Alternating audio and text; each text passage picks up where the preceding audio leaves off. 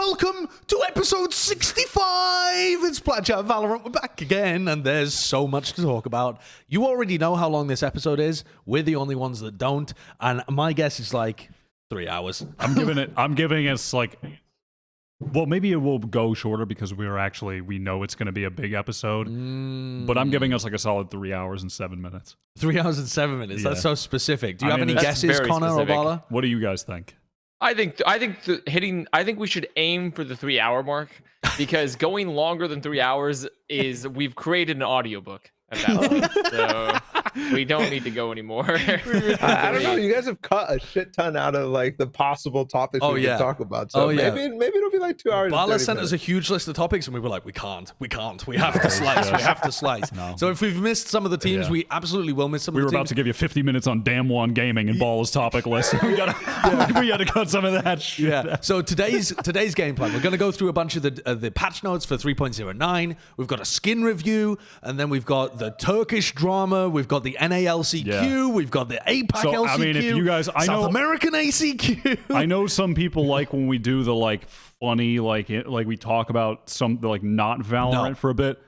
No, you don't get a funny intro this week. No funny. We're going straight to fucking business. Patch 3.09. Get in here. The Classic has finally gotten out of the game, or at least partially out of the game. It's on its way out the door. That's the biggest thing, in my opinion, from this whole patch, is just them changing the Classic, right?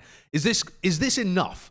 Walk me through the changes and tell me, is it enough? When you say, is it enough? Yep. What is the end you're trying to get to then? What is enough? Like, what is your ideal state for the Classic? Good question with a question. Here's my ideal state. We're podcasting. Wyatt. I think the game is in the best position when jumping Classic is not the optimal strategy. Okay. When you are running around corners, or you're trying to kill someone without them being able to kill you when they have a rifle. I think jumping Classicing is something that should only be a very rare decision. And just in general, like, Classic right click should not get as many kills from mid-range, probably. I think that's a good end goal, in my opinion. Would other people raise some other solution that needed to be hit? I tend to agree with what you just said. What about you guys? Yeah, I just think it needs to be so random that it's not something that people will choose consistently. That's it. Yeah, you can't have like pistol rounds or eco rounds where everyone's just like, the sole fight that someone takes is hopping on top of a box, or like hopping over the box and just jump peeking with the right click, right? Like, that's ridiculous. Like, that, you can't just like bank on your fights being that.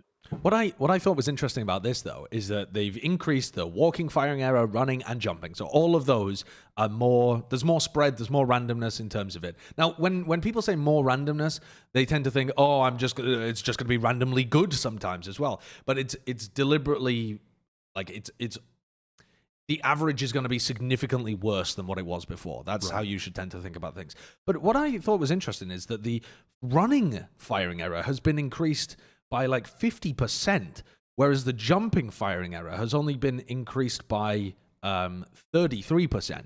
So there's a significant, at least as long as I'm reading the numbers properly, a major nerf to running accuracy and a pretty big nerf to jumping accuracy, right? So even running with the right click might not be very consistent at the moment. Like, you might have to stand still to right click, which is so different to how people do it. Yeah, definitely.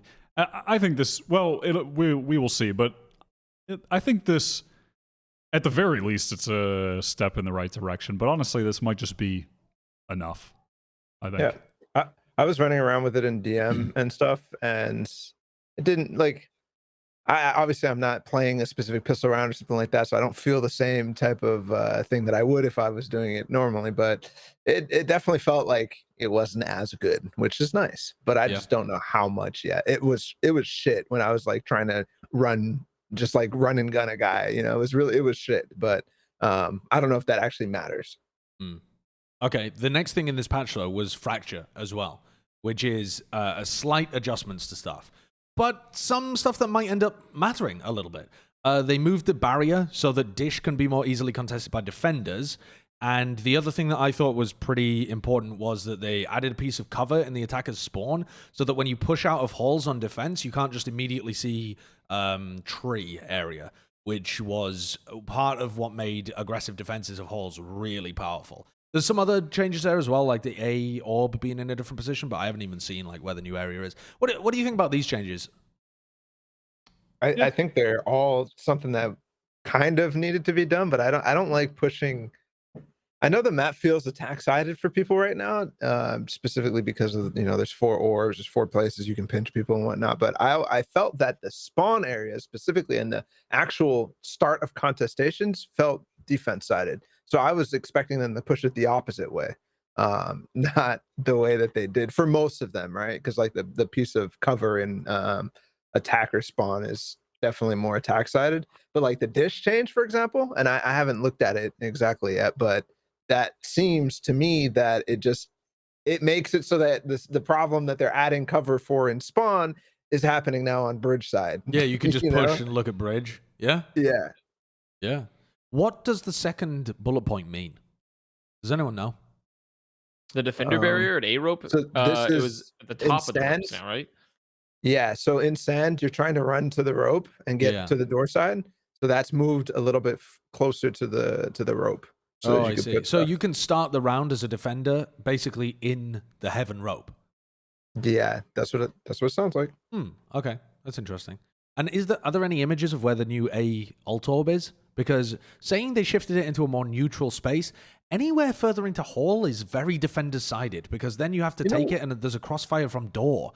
So how that seems like it's just you can fight really easily around that alt orb as a defender now. Even if it's like a couple of meters further forward. Yeah, you definitely can. That is. Are there any pictures or anything? Nothing attached. Unfortunately, I didn't see any anywhere. No. I'm going into the map. I'm done. Like. Yeah. Oh, the map is actually live right now. Oh, of course, because this patch is live. Yeah, that makes sense. Yeah, well, it's weird because some of the changes are like, oh, well, actually, this is 3.10. You're like, wait a second. Wait, do we have the technology now to pull Balla's feed if he finds this? Maybe. Oh, we've never done this before. What the Oh, shit. Okay. Wow. All right, Balla, you work on that and we'll... Technological advancements never cease. Sounds good. Plat chat continues to push the world forward. We had a really interesting conversation with Sean Gayers when we were at LCQ, actually, about Fracture. I don't believe you were with us because it was when we were playing basketball. And we were in the middle of a basketball game. Balla's gone grey screen and died. He got sucked in by the time vortex. Unlucky for Balla. He's trying something. Anyway, we were having this conversation with Sean, and hopefully, Sean can expand on his comments if he talks on stream about it or something. But he said he really disliked the way the Fracture is set up because in his head, it's just so attacker-sided. He was talking about how he would approach it from an IGL's perspective, and he was like, he just thinks the map is going to be fundamentally broken, and you're never going to be able to defend effectively against it. Because even aggression, you'll just be able to react in a different area. He was much more eloquent than I was, but me and Balla were having a conversation with him about it, and I'm so interested to see how it plays out in a pro environment.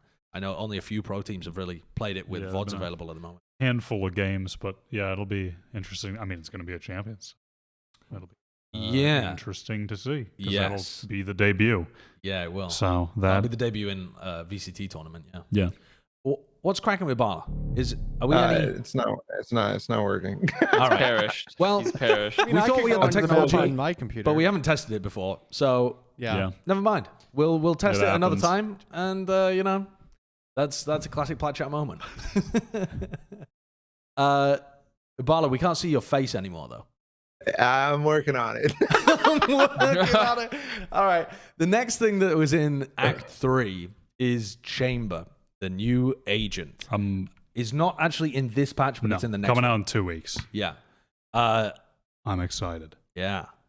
He looks pretty cool. Excited. He does look very cool. But when he initially came out, I wasn't sure what to think, and the thing that pushed me over the edge was finding out that he has 2 of the like alarm bot-esque, slow orb-esque combined sort of util. For anyone who isn't aware, can you run us through just quickly the abilities he has? Yeah, so one of I mean, it seems presumably, I don't know if it's been said if he's in the Sentinel category or not, but it's certainly, he is. Because it's, you know, kind of the classic Sentinel ability. It's essentially he has 2 alarm bots, but when they go off, you can see on the screen now. They're called the trademark. Yeah, the trademark. But when they go off, it creates like a circle field that is essentially a slow orb. And he has 2 of those, which is pretty significant. And then obviously the Q is he has the heavy pistol, which is sort of an upgraded sheriff that doesn't have range fall off, so it can one tap to the head from any range. And it has a faster pullout as well. It pulls out incredibly quickly compared to a sheriff. Which is, you know, good in combination with if you have his ult where you have the AWP, or you have just even the regular AWP and someone pushes you at close range, you can take that out really quickly, which is pretty nice. And then he has the 2 teleports that can be placed within 30 meters of each other. And it's an instant teleport, which is, you know, better than the Yoru TP, but is a bit clunky in its own way where you actually have to set up 2 TPs and place them, which on Defender's side, that's pretty easy, right? You can set up close, hold an angle with the AWP, and you instantly TP away. That's pretty streamlined.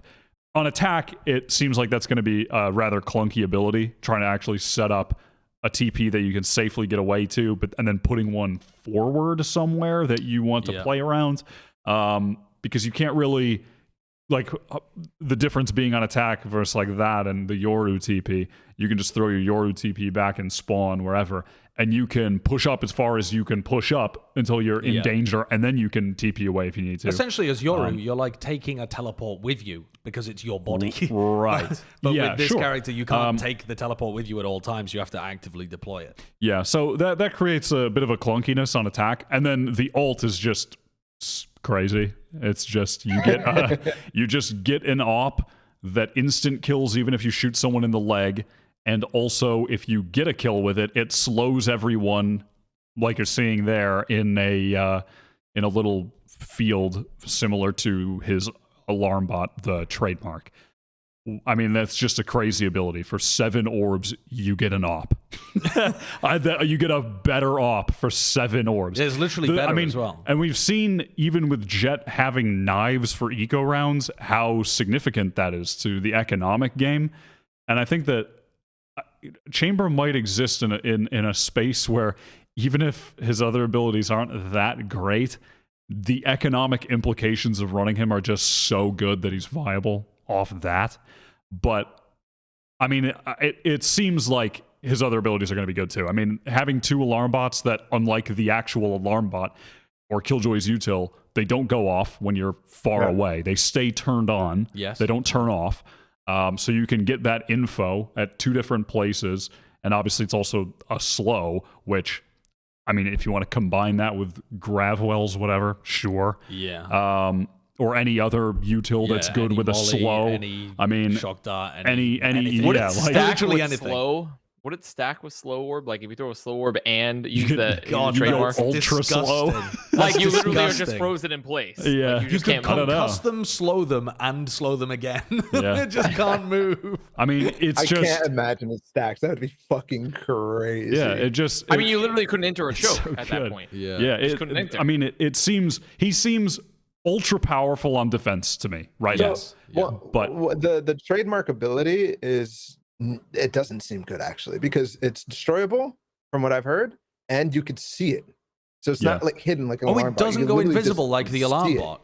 Yeah, and I'm pretty sure it even makes noise or something like that. Like, it is, see, that's very, very easy to work around and play around. Especially again, just on Attack, it's so clunky. On defense, sure, you can. I mean, shit, you could just put it like at the spawn barrier and hold an angle with an AWP at the beginning of the round and just TP away. You know, like that is he's talking about the slow though, the trademark. You're talking about the trademark? Yeah. Oh, I thought you meant the TP. Yep. No. So apparently, yeah. See, what I thought was that it would disappear like tripwires and like alarm bots. They go invisible to the other team. But if you can see them and hear them, that makes a lot of difference, doesn't it? I was also thinking there's more questions about like, Are there audio cues as someone walks through your trademark, like there are with a slow orb? The alarm bot chases after the person, so it gives you a visual indicator of which direction they're going. There's so many small things that make other abilities really good in Valorant that even if they sound the same, if they're slightly different, it can have a big difference as to how useful they are in reality. There's so many things, especially around the audio, that I have questions with this character. Sure. Yeah. I do think as well, though, the pistol is not going to be entirely relevant on a lot of rounds, but you can look down the sights. I have this ability. Everybody's like, oh, it's going to be a bullshit. Like, it's a throwaway. It's like a stim beacon, right? I don't think it's a throwaway. But go on. What do you think, Balla? Here's the thing. No matter what, you could buy this thing. You could buy some credits for this thing, and then you could also have a shorty or some shit. Like, it is like actually the most crazy setup for that's insane. An eco round. You just to buy bullets and buy a shorty, and that's like 500, and it's insane. It is insane on that, and it's on pistol rounds. I think it's going to be insane too. I think it's pretty strong on those rounds for sure. But even on the odd round, it's not like there aren't ever situations where you are fighting with a rifle, you run out of ammo, and you're going to get pushed, but you take this out with a fast switch speed, and you have a secondary that does good damage to fight someone with close range. Like, that is not a completely uncommon scenario that you find yourself in. I think it's also possible that on half-buy rounds, which are almost as common as eco rounds, you can utilize that weapon and just drop a weapon to somebody else. And so you have a very cheap option. I'm tending to think about it a little more like a Guardian than I am a Sheriff, because it does have that ADS and it has high pen, and if you have fast pull-out time, we don't know what the firing speed is like. Maybe it's the same as the Sheriff, but I'm thinking that it has a little more versatility than the Sheriff. What, sorry? No fall-off damage. So like one taps at all ranges. One taps at any range. Kind of right. It is like it's a little more like a Guardian. More like a Guardian. But it is still very similar to a Sheriff. So I don't mind people thinking about it in that way. But I've started, thinking in my head, and I'm like, a little bit of both. Yeah, it's actually a little more versatile than a Sheriff is for use on half-buy rounds and stuff. So it might see some value. Do you think this character is going to be able to replace common sentinels like Cypher, like Killjoy? If you're going to try and build a comp to play, let's say, Ascent or something, would you try and play with a Chamber instead of a Killjoy or a Cypher? I do think so on some maps. Yeah. I mean, like, Breeze comes to mind as a map where I think that he'd be viable. Just because you op so much, or what's the reason there? Because I don't think you need a Sentinel necessarily on the map, and I think that his abilities are, the op is good on the map, Sheriff is good on the map, long sight lines on the map. I think it depends on the Sentinel, right? Because because the Sentinels all have various levels of like info gathering. Like comparatively to Cypher, I feel like his info gathering is way worse than Cypher. But if you compare him to like Killjoy, then you could be like, okay, like there are some certain instances where like maybe you can say this is a pretty close, like you could do similar things. And like on maps like Breeze, where the opping and having like the headhunter could be very, very valuable. And also even just the teleport to be able to go, across the map really quickly. But comparatively to Cypher, I feel like he doesn't get nearly as much information or lock down an area as well. So I do feel like he's not necessarily going to be the exact same niche as like certain Sentinels. I think it's a hard question because I think Sentinels are falling out of the meta anyways, right? So it's like you'll run him as the same, like you're replacing a Sentinel, sure, but I also don't think you're replacing a Sentinel in that case. I don't think he's providing the same kit at all. That's the point of view I'm coming from too. I don't think that he's just one-to-one replacing what a Killjoy or a Cypher does. And on some maps, you just can't. Like, I'm thinking like Haven. Yeah, Haven's the one that comes to mind to me. Like, you literally just... I mean, I could see people trying it, but I just don't think it would be that great. That's why I'm talking about maps where I don't think you need a Sentinel, and his abilities are good. I think he fits more in the, and I said this on the coach stream, where you be playing him like a Sage, right? Where you're not using it as a Sentinel role, but if you want a Sentinel, you're playing something else, Sure. Yes. Yeah. Well, the thing that I like about Sage, for example, the Ascend comp on Ascent, where they run the Sage, they don't have a Sentinel, they have double duelist, and they have Smoke and Initiator. That that kind of composition also benefits from the wall being able to like block off an area. So in that way, you're getting something that you would with like, you know, you have info there as well that it's blocked off. So I could see this guy being able to utilize his kit, either just AWP locks down a lane like Defo was for Gambit, and you pivot your entire setup around that, or you have hit all of his slow orbs and stuff just playing around one area of the map, or you're trying to push aggressive with him into an angle so that he can teleport away, and you're trying to use those kind of roles to play the information game. But he does seem more like he's going to have to take aim duels and push a little more to get value out of that teleporter on his defense. I really think like a Jett Sky Sova Viper Chamber type comp on a map like Breeze would be really good. I think that would be a very strong comp. I could see that. I'm interested, though. I think he's a cool agent. I think he's an awesome idea. They've taken some portions of the duelist role, some portions of the center role, kind of thrown them together and be like, hey, see what you do with that. I think it's a pretty cool idea. And not only that, it adds somebody else that could pick up the op and have a get out of jail free card to post up on the front angle, which currently only Jett could do. So at least that is going to spice the game up a little bit. Yeah, I think the one thing I really don't like, I'm scared of a trend towards economical agents, you know, where it because I think that's the reason why, honestly, he might be a must play. Like, no matter whether he's replacing Sentinels or not, I honestly think he might be a must play specifically because of his economical implications. And it's not even thinking about the deagle. I'm thinking about the ult, right? Yeah. Literally, it's a free hop. And that's 4.7K. That's your, like, it's maybe even more, right? You could, because if he's fragging, who knows? Cool. So that is absurd. And on top of that, it's like, if you start snowballing with it, it's not even like the op has to be an opera too. Like, you can have an op and a fucking rifle. Like, that's crazy to me. It's crazy. Yeah. But I feel like, I can just foresee moments like, I don't know, bind hit coming down short, gets 1 kill. Everyone in short is slowed. Like, okay. Yeah. GG. Yeah, I mean, it's just over. Can he also throw his teleporter to access high grounds? Like a bind short, you have that hut that Jets like to opt from. Can he throw his calling card to get up there? I don't know. That's a good question. I mean, probably. I would imagine, because the last couple of, like, Yoru, for example, can't. So I'd imagine that he fills that teleport niche that we're like, I like to teleport, and the which people means who are playing that are like, you let's go. Really might be able to get value out of him on maps like even Icebox or something, if you can use your teleporters on high grounds and low grounds, because they're two-way teleports as well, aren't they? So you can not only use it to get up there, you can use it to disengage as well, and then you know, you could post back up there if someone uses utility to push people off.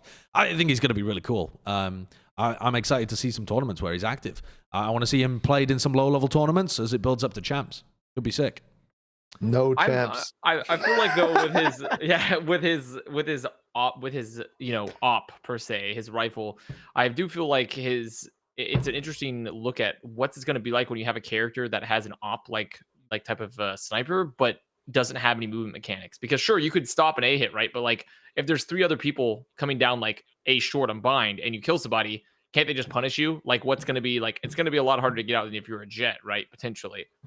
Well, I think that's the teleporter, right? You set need up to on set the defense. TP. I guess if you have the TP, yeah, true. If you're playing on the TP, then I guess that's his escape mechanic, correct? But attacking with that, attacking with that is going to be much more difficult, like Wyatt was talking about earlier, because you have to like pre-set up the TP. So he's not a good Jett. And the range is not far. It's like 30 meters. It's not far at all. That's like the end of an alarm bot type. No, not a alarm not even bot, that. like that's 40 dart. meters. Yeah. Yeah, it's like a recon dart. Yeah. Okay, well, one of the other things to come out in this patch, not the previous one, sorry, not the next one, Chambers in the next patch, one of the best things to come out in this patch, from the look of it, is the new skin pack. So it's time for everyone's favorite segment. It's the skin review. Apparently the skin pack is called Radiant Crisis 001, which, that's a mouthful. Yeah, but it's like the comic title. Like issue 1 of Radiant Crisis. Radiant Crisis. I mean? I think so, right? That makes sense to my brain. I haven't seen these before. I've only seen the baseball bat because Kurt showed it for a second. They just came out today.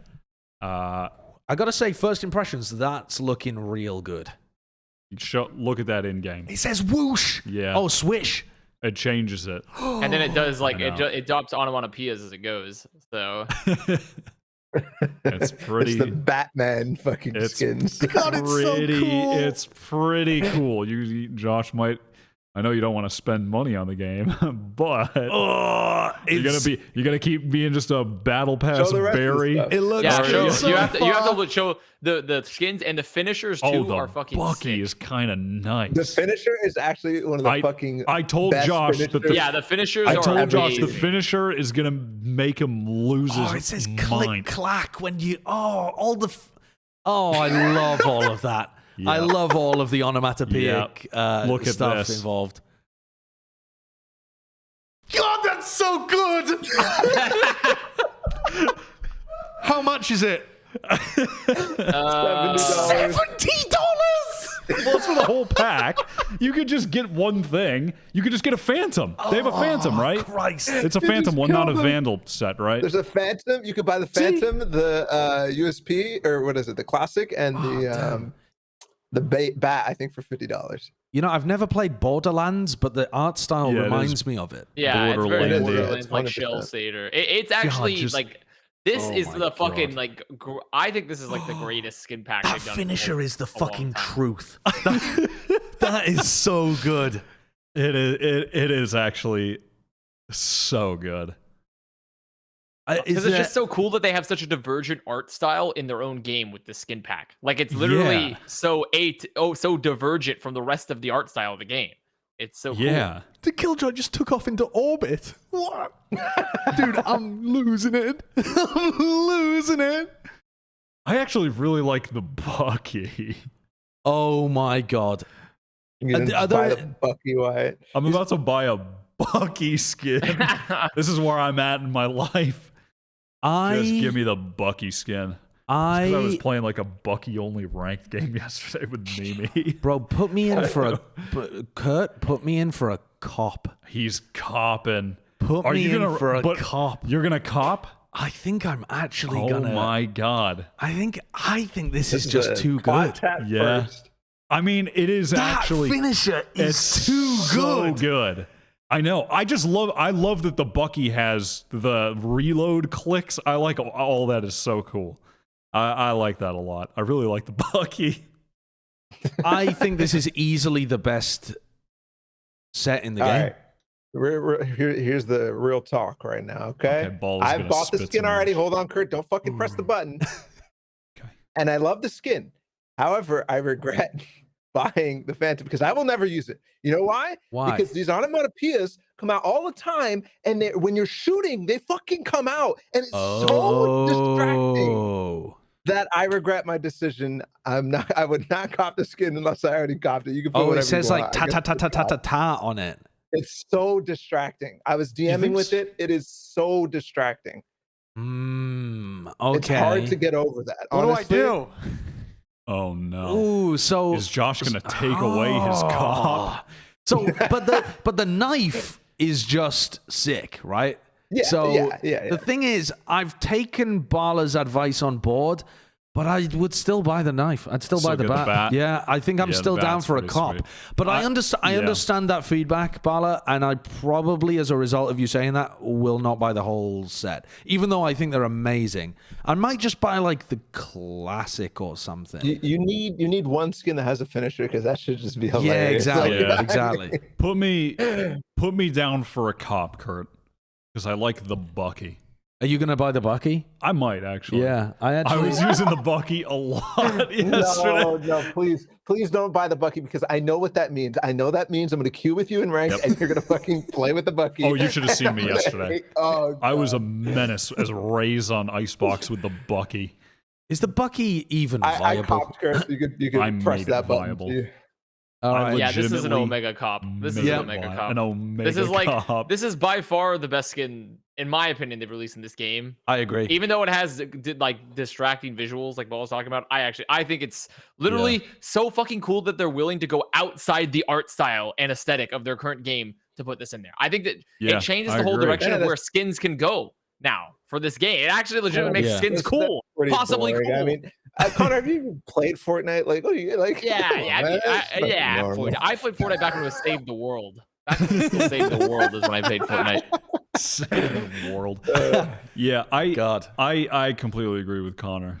I don't think there's even another skin pack that comes close. And if you can think of one, put it in the comment section. And guess what? You'll be wrong. You'll be wrong. You'll simply be wrong. But if you want to disagree with us, you can type it around in there. Yeah. Okay. What an excellent skin review. Unfortunately, it's cost me like $20 that, or $30 or whatever. How much is the that bat? skin review? Yeah, I don't know how much the bat was, but 30 what? Oh, Jesus Christ. Might as well just buy the whole set, honestly. Don't tell me that. Okay. Hey, if you wanted free money, there are some unscrupulous ways to do so. I know how you can get the whole skin set. How could I get the whole skin set? Credit card scam. Oh, money laundering schemes? Wow, wouldn't that be a good idea? What a terribly unethical way of earning money to go and get skins in your favorite Valorant game.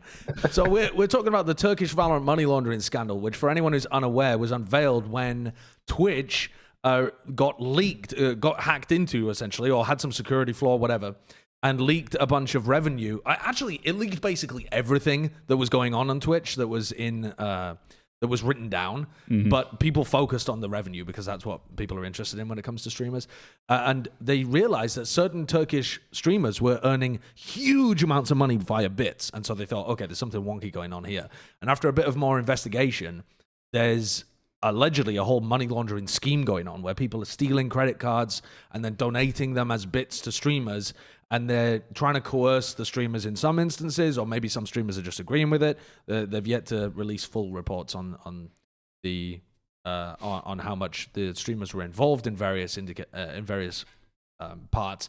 But CNED is the biggest person to be implicated in this. BBL apparently let some people go as well, but CNED literally said on his own stream that he was involved, but there's some, I'm sure he would call them extenuating circumstances. There's That's a open quote to from interpretation. him down there. The quote. Okay, so I was very confused because when I first saw this story broke, I saw a bunch of people respond to the upcoming article being like, clickbait, clickbait, this is clickbait. And then I was like, okay, I need to read it. I need to figure out what the context is. And I read it and I'm like, where's the clickbait? Yeah, there's no clickbait. I don't understand. Not like, clickbait. He literally just said, yeah, I did it, but I didn't talk to the guy. So, and then the extenuating circumstances that he said, like, apparently this scammer has threatened other channels in the past that if they don't participate in the scam, they will then essentially report all these bits, like they donate a ton of bits and then report them to Twitch, get their channel taken down. And as CNET has said, like, oh, he knows someone that's had that happen to, where they said they didn't comply and then they donated a bunch of bits anyways, and they just reported them to Twitch and Twitch banned their channel. So that's where CNET's like saying like he was blackmailed essentially into doing this. But for all the people that were calling this article clickbait, You're it wrong. definitely just sounded like he 100% admitted to doing it. He said he did it. It happened. Like it occurred. Yeah. I mean, what he didn't admit So he to. got blackmailed into getting money. Yeah. Well, Pretty much. To explain how it works, right? You want to launder the money in order to receive the income via a valid source. So rather than, you have to write it down in your taxes, I stole these credit cards and got this money, because that way the IRS kicks your door in. So the idea being that you donate these bits to streamers and then the streamers pay back. I think the reported number was the streamer's supposed to pay you 70% of what you donate. So the streamer gets to keep 30%. And so for these money launderers, it's great because you have a way of keeping 70% of what you've stolen, and it all comes through as far as the tax people can see, normal income. They can't catch you Technically, doing it. it's not really 70%, right? Because if you're doing it through bits, there's a Twitch cut? Or am I misremembering? There's going to be, there's going to be some portion. So you don't technically keep all of that 70% of your original amount, but yeah, you do get to lose. But there's a significant portion goes back to the people that have just stolen everything. Now, if CNED told them, fuck off, I'm not giving you the money, and they gave him the money anyway, that's fine, in my opinion. I mean, he should have reported it, sure, but kids often don't report things that they should, and I think that would be reasonable enough. But so what he says in here is he never spoke to the person that set it up. He said here, I've not even once messaged the bit dude. He did not reach out to me directly once, but he did everything through his older brother. And so his older brother did everything. CNED just didn't question it because his older brother, Denk, was like, bro, I'll hook you up with some free money. Don't worry, don't ask questions. Essentially. Is what this is said. What I'm unclear is, did he actually send the money to this guy? He never said, according to this article, he hasn't explicitly stated that, but the implication is yes, because he said, he said, I didn't report to Twitch and took the money. I repeat once again, the guy did not contact me, and he said he didn't intend to get involved, but he technically did. Now, but the thing is, if he got a threat that they were going to take down his channel unless he complied, presumably he did comply, but that's speculation at that point because he didn't admit this to is the reason I was sending the money. frustrated with the headline of the article. I wasn't one of the clickbait people because very clearly he did say I was involved. So fine, they put that. That's journalism. However, I'm so fucking confused by everything that was reported. Like I don't actually have. I read this and I'm more confused, and I'm also curious as to like what, when was this, how much money, like there's none of those details that to me are very, very, very important, because we're talking about an absurd amount of people, right? This is like 300 streamers, a lot of them being professional Valorant players. Yep. So like it's pretty important that this information is somewhere, and not even understanding what actually happens here with CNET is kind of crazy to me, because like you're saying, if the case is that he took the money and didn't report it and did send the guy the money even though he's never talked to him, then sure, that is a big deal. It's already a big deal, but the scale of it changes drastically based off of the nuance that's missing. That's my problem with the article. Yeah, I agree with that. And I also think that because it's such a new and ongoing situation, the people that wrote this, Bonnie Q and Declan McLaughlin, is that his name? Declan Murphy, I think. Oh, right. They probably don't have those facts yet because it's an ongoing story and they're probably gathering that information. For example, even if you know how much CNED made from bits, you can't verify from what was leaked by Twitch how much of that came from valid sources, as far as I'm aware anyway. So that's going to take some serious reporting and investigation, and Riot and Ascend should be involved in that as well, I think, because this is a serious allegation and a serious admittal that he was involved in this kind of stuff. It's fucking money laundering. This stuff is, it's like the dirty secret of esports that it is involved at many levels, but people, I mean, this is just a blatant example of it that needs to be addressed. And I think worst case scenario, you could easily see him miss champions. I mean, there needs to be punishment if he was involved in this because he's directly benefiting from people being robbed. Yeah, that is very true. But yeah, I mean, I suppose we just have to. I mean, I agree in the right getting involved, but yeah, we just have to wait and see and get more information, and then from there it'll be easier to I guess figure out what a reasonable reaction / punishment / consequences to what happened would be. Well, what is the typical, like, obviously this is a rhetorical question, you guys won't fucking know, but what is the typical punishment for somebody who gets unknowingly involved in a money laundering scheme? Like unknowingly? I mean, unknowingly you probably would get very minor like legal problems, but if you were knowingly a part of it, like let's say like he might not have ever talked to his brother, right? But if his brother, but like it depends on what his brother said. Like did his brother be like, hey, this is a money laundering scheme? Yeah. Like so obviously like you said, I'm not even specifically referring to CNET here because just anything. Yeah, there's extra well, I'm guessing that a lot of these players are fucking not smart enough to understand the fact that this is shady money. Like I guarantee there's a lot of those people who don't understand. I don't buy it, Balla. But these people have been raised in the generation that gets sent Nigerian prince emails every other week. There's phishing scams out the wazoo, left, right, and center.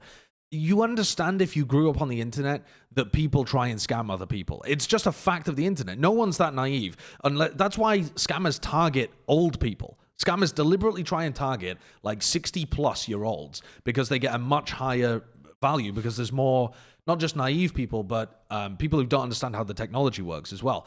If someone comes to you, even if you're 17 years old and says, I'm going to donate you a bunch of bits, you have to give me back 70% of the bits immediately alarm bells are ringing.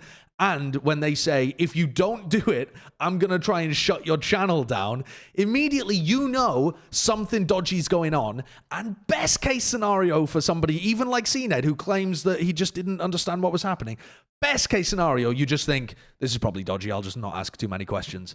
I really, truly don't believe anyone who's a gamer who grew up on the internet is naive enough to think it's all perfectly legal. You've got to know there's something maybe dodgy. When you lay it out like that, for sure. But I don't believe that that's the case for every single one of these situations, number one. And number two, I also think that when you're a kid trying to make it in esports and you like, dude, there's so many situations where people just get offered. They're like, oh, hey, we'll fund your LAN. And people are like, oh, well, that's sketch. Like, what? Why? Yeah, and they do. That happens all the time, and I'm guessing some of the again details here are very, sure. If very you sell important. the story well enough, and but that's also like if you speak to the person arranging the scam and they send you a very convincing story, and you can pull that evidence up later and send it to one of these journalists and be like, look, I got essentially fished here. Like, I thought what I was doing was legal, and they gave me very good reasons as to why. I can understand Which other that. players did state. I think another player, a named player in that, did state that they did think it was legal. They had no idea that it was illegal bits. But again, that comes down to being sold an extraordinarily convincing story, because outside of something fucking concretely good, I just don't understand how alarm bells can't be ringing for people who understand. Yeah, I mean, if you were being told that you have to send money straight back, up, like the reason why I'm skeptical is because 300 people got involved in this. Yeah, like it's not. To me, it's unbelievable that it got to that level while being so skeptical. You know what I'm saying? While being so fucking weird and dodgy. Like, I think you're assuming that people will have like a really strong moral compass in this case when it's just people being like, oh, I'm getting free money and no one's ever going to find out. Like, that's probably what people thought. People probably just thought that it's like free money that's untraceable. Like, who the fuck is ever going to figure out? Like, without the Twitch leaks, would we have ever known? Yeah, but about that this goes back to like the Josh point in the fact that it's so fucking obviously not like free money, and it's. But the thing is, they don't care. They're just like, it's like if you find $20, that's a big difference. Like, who cares? If you know you're doing something immoral and you don't care, when you're found, there should be consequences and you should be punished. If you just don't care, you don't know. If there is a really valid reason why you might not know that it's illegal or immoral, then I can understand, there's reduced punishment or consequences. If you know and you don't give a fuck, that is directly where the consequences should be hitting you the hardest. Yeah, I just think these are gamers that were offered free money. They're like, who gives a shit? Like, I'll never get caught for this. Like, it's probably no big deal. Because also, I'm looking at this, like, not all countries on Earth even have money laundering as a crime, a legalized crime. But according to U.S. laws, if they were to theoretically go to court in the U.S., the maximum penalty for if you were convicted of money laundering is fines of up to $500,000 or double the amount of property involved. So if it was like $1 million stolen, they would be like, like you could get fined up to $2 million, right? So we have no idea what the scale is. And you can also be fined for like whatever is greater, and it's for each violation. And for individuals, you can get imprisoned up to 20 years. Yeah. So but obviously these are rich people crimes for the most part, so no one goes to jail. So like it's like like what it just depends. So like the other thing, the reason why I'm somewhat skeptical about all the details too is the fact that again we don't know the timing. Oh, there's here. the Turkey law right there. Kurt brought it up. Up to 6 months or more of imprisonment. And we're not Turkish lawyers. Let's go. Yeah. I fully believe that people, especially before they blew up and stuff like that, would have less morals. And not that excuses anything. However, I can see situations where people would be more likely to be coerced to participate in something like that way back in the beginning of Valorant, or when their CSGO team struggled and failed and stuff like that. Like, I think that there's easily I can see situations where people would willingly go along with this a lot in esports. Yeah. And specifically people coming from CSGO, because CSGO is... I think it's important that you stamp it out as well. Once things start getting bigger, you have to be fairly heavy-handed with it first time around. So we'll see what the developments are anyway. A lot of the individual organizations will probably be the first to act because it's their PR that needs to be defended, right? So I wouldn't be surprised if Ascend are the first to make a move, even if there isn't a huge amount more evidence, because they just want to protect themselves. Then Riot could be the next to act, and then there'd be any legal proceedings or Twitch or something like that. And and Turkey Riot did come out and say that they are not able to act until Twitch releases its side of the information. Sure. So probably Riot will take a while, but Ascend themselves might make some move beforehand. And and again, just waiting for more information to understand exactly what happened with CNED specifically, since that's the most important, High I guess, caliber, in regards to the fact that we're in going the to Valorant Champs. scene. Yeah. And he's going to Champs in a month. It's And so that would incredibly be disappointing, though, to see important to pros know. get involved in stuff like this. And just please, for the love of God, if there's any pros watching the show, because I know some of them do watch, just even if you're an aspiring pro, act like you're famous now. Act like everyone's watching you right now, and make the moves that you think are going to reflect best on you moving forwards as well. Assume you're going to get caught doing everything. Assume you that everyone's watching you, and just act as if you would act as if you would under those circumstances, and you won't get caught doing dumb shit like this. And specifically, I don't mean to put the emphasis there on getting caught. You won't do dumb shit like that, and therefore you won't get caught doing dumb shit like that. Nice. Okay, next one then. Let's start talking about NALCQ. We're only 46 minutes into the episode. Let's start with conversation about 100 Thieves. So we were doing the co-stream. We've already discussed a lot of what our thoughts were about NALCQ during the co-stream itself. If you didn't catch the co-stream, the VODs are still available. They're on an unlisted playlist. You hit the playlist tab, you go to live VODs. You can see all of our VODs from all of the co-streams we've ever done. 100 Thieves. They lost every match as soon as LCQ went online. Yep. Coincidence? Nope. Nope. Nope. Talk to me. Not a coincidence. I mean, here's the problem. Let me tell you about it. Okay, what's the problem, Wyatt? What do you think the problem is? The problem is, did this event getting delayed by 2 weeks and going online hurt 100 Thieves? Yes. How much did it hurt them? There is no way to actually quantify that at all. There's just no way to know. So this is so we now exist in a space where we know that 100 Thieves were negatively affected by these circumstances outside of their control, but we don't know by how much. So how worth talking about is it? How mad about it can you get? How many 100 Thieves NASCAR F1 hoodies can you purchase to make the pain go away? These are the questions that I now pose. The 100 Thieves fans, I'm sure, are going to be mad because they lost both of their games 1-2 as well. And I'm mad too. Sure. I mean, you predicted them to win, yeah. And, well, because I do think that they were negatively affected by it going online because they were playing with a new player, they were playing with a new comp. Now, I'm sure most of the teams heard rumblings of what comps they were playing, that kind of thing. But it's one thing to hear, oh, hey, Nitro's on Jett. And it's another thing to actually now watch them playing with Nitro on Jett and the comps that they were running on various maps, their setups, what Boy is doing in the team, etc. All of that was out there for weeks for teams to look at versus 100 Thieves show up to the LAN, they win their first 2 games. They're in a confident space with Boy at that time. Things are working. The new comp is working. Nitro's playing well in his second series against XSET as Jett. Ethan's in great form. Things are looking good, right? Obviously, they are negatively affected by it being played 2 weeks later, offline, or not offline, but rather online, where there's more randomness, not on LAN, where there's going to be a bit more of a random factor. Some of the teams who may have had nerves, we don't know who they are because we didn't watch them on LAN. They didn't or wouldn't online to the same extent. There's just so many questions that we'll never have answers to. It's unfortunate, but also they lost. Also, they didn't play well enough to actually win in the games online that they still had to win. Yeah. I don't think they showed up individually in the same way that they did 2 weeks previous and in the way that they needed to, because I think that my thing with 100 Thieves at LAN and still was, Boy just needs to be fine. There's so much attention on Boy. He just needed to be fine. He needed to clock in at the Valorant factory and just do his tasks and do them well.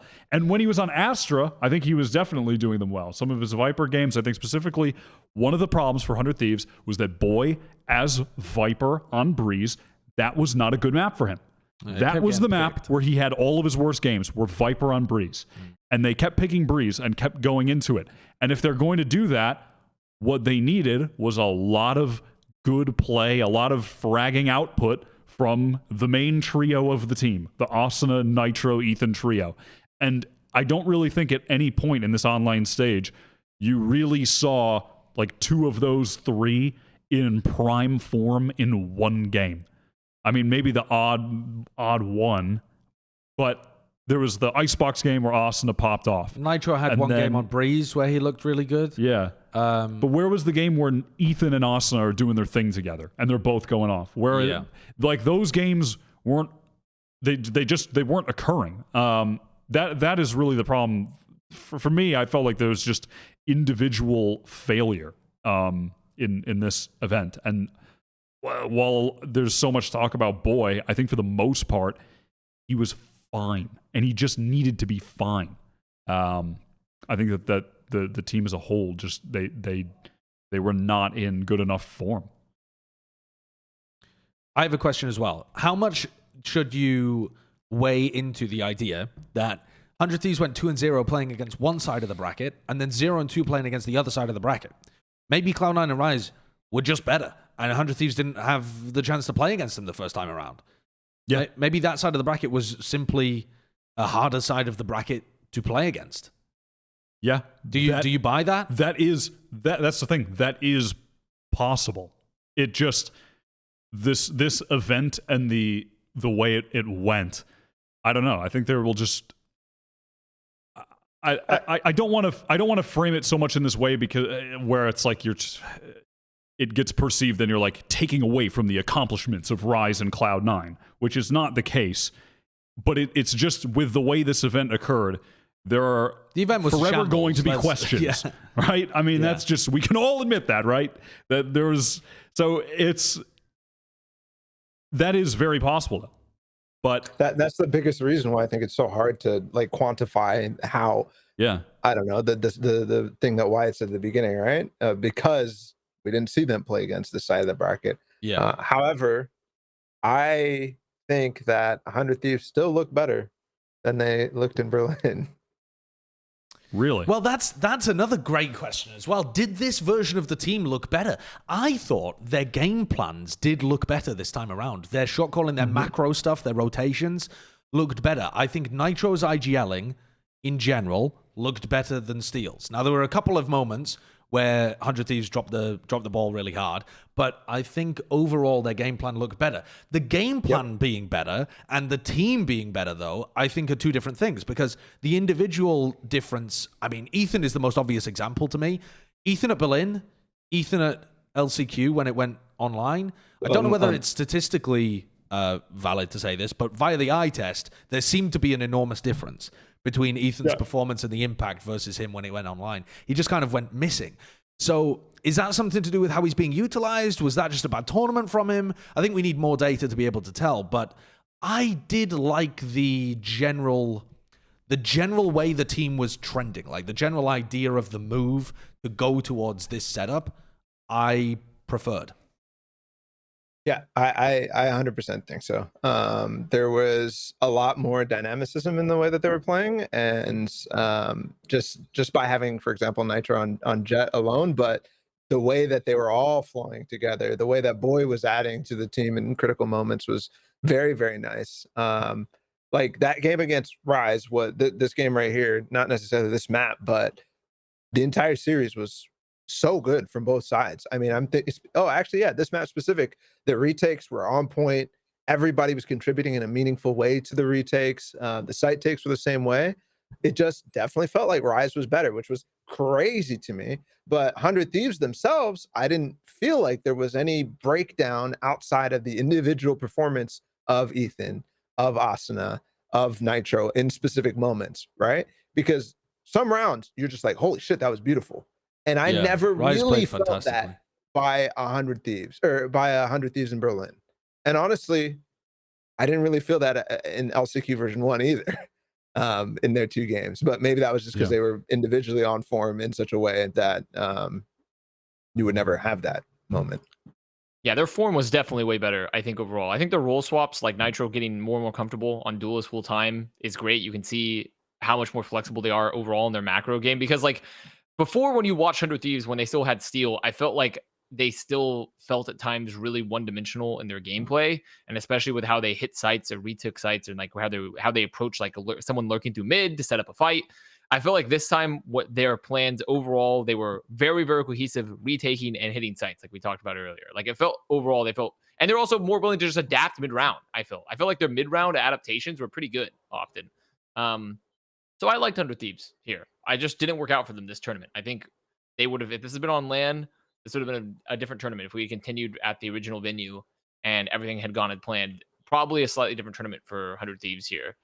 But sure, they just they're got a couple of rounds away from beating online, Rise online, right? It went down to the absolute wire.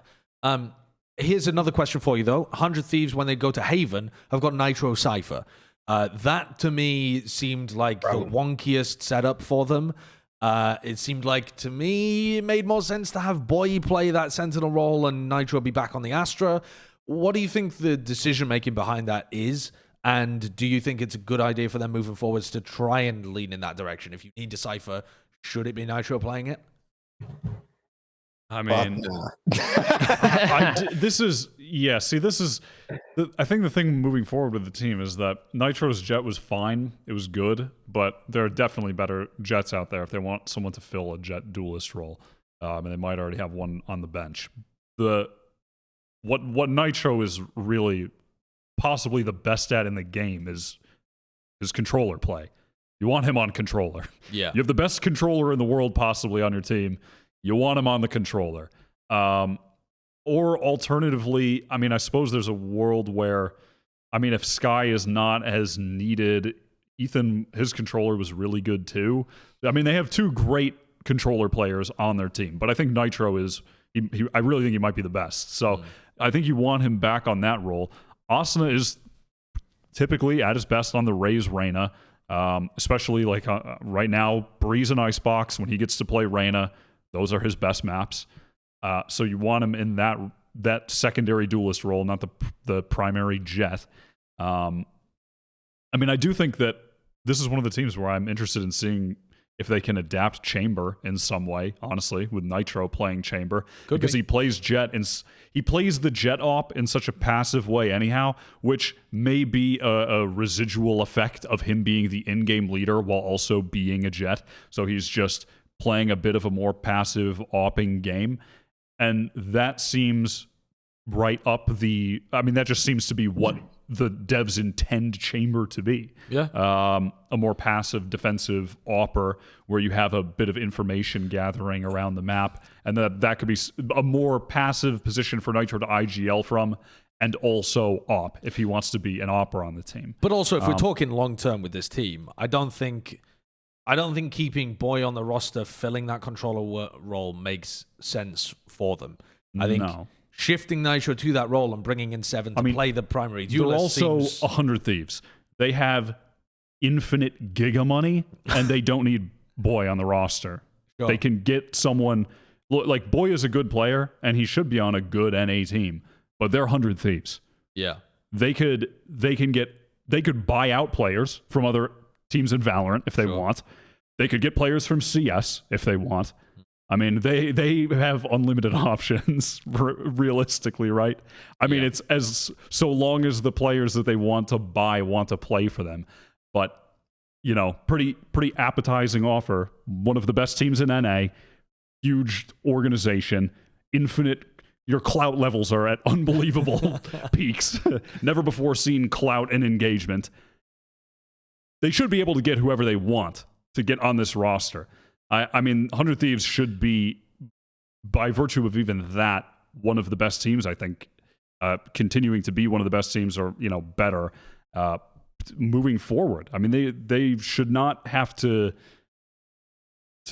just, I guess, settle on any one player. because they have. It does the depend on options. what the players' direction for this roster Yeah. is, though. Like, it might be like the players wanting, like, they want to play with Boy right now, you know, like, because this is clearly a player-run team. Like most rosters currently in Valorant, it's a player-run team.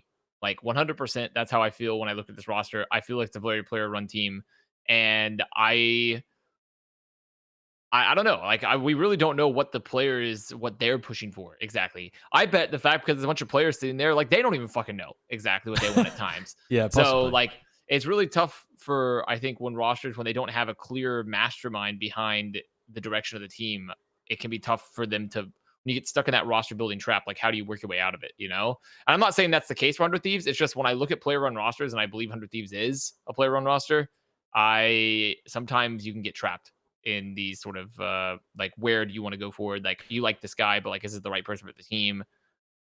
The good thing about this break, though, the fact that they haven't made champions, is that they now have a serious chance and time and opportunity to address those concerns, doubts, resolve things within the team. If someone has one direction they want to go and someone else has a different one, if Frost wants the roster to go in one direction and Nitro wants it in another, they have time. They have time to work things through, trial it out, see what works, see what doesn't. That's not a luxury they would have been afforded had they won this tournament. They would have probably had to go into champs without time to trial any replacement for Boy if he was only supposed to be a short-term temporary stopgap solution. They would have had to go into champs probably playing with this 5-man roster, and then VCT probably kicks up again a month later, and you just simply don't have the time to thoroughly research what your plan should be for 2022.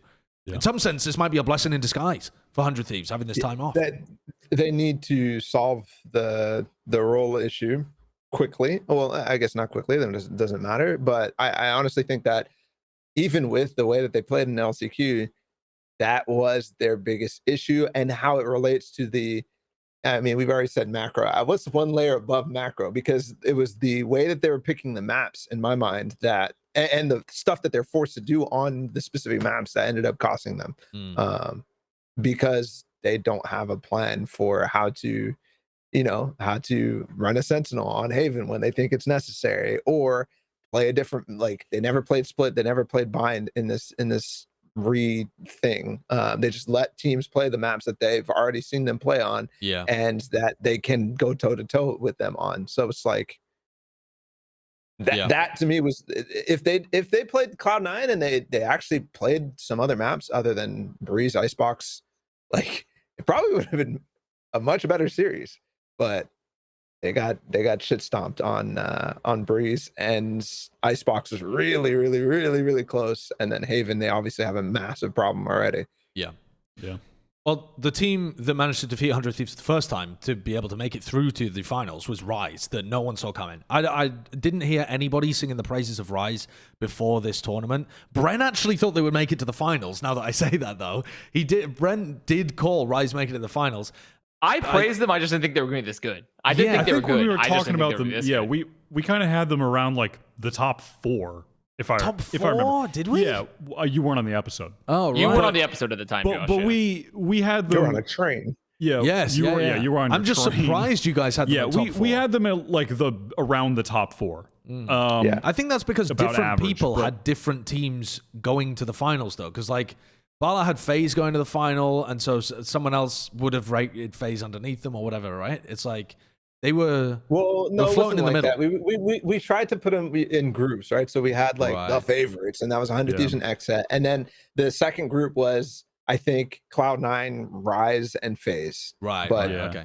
Yeah, where fair they enough. were in that, we didn't figure out. So okay, but I think the overall community as well was extremely surprised by their by what they were able to accomplish here. They get second place. We won't talk about the grand finals too much because it was a shellacking, but they impressed the shit out of me in that game against 100 Thieves. I think especially the IGLing and spacing from Poised when he was contributing to side hits and also contributing to the game plan.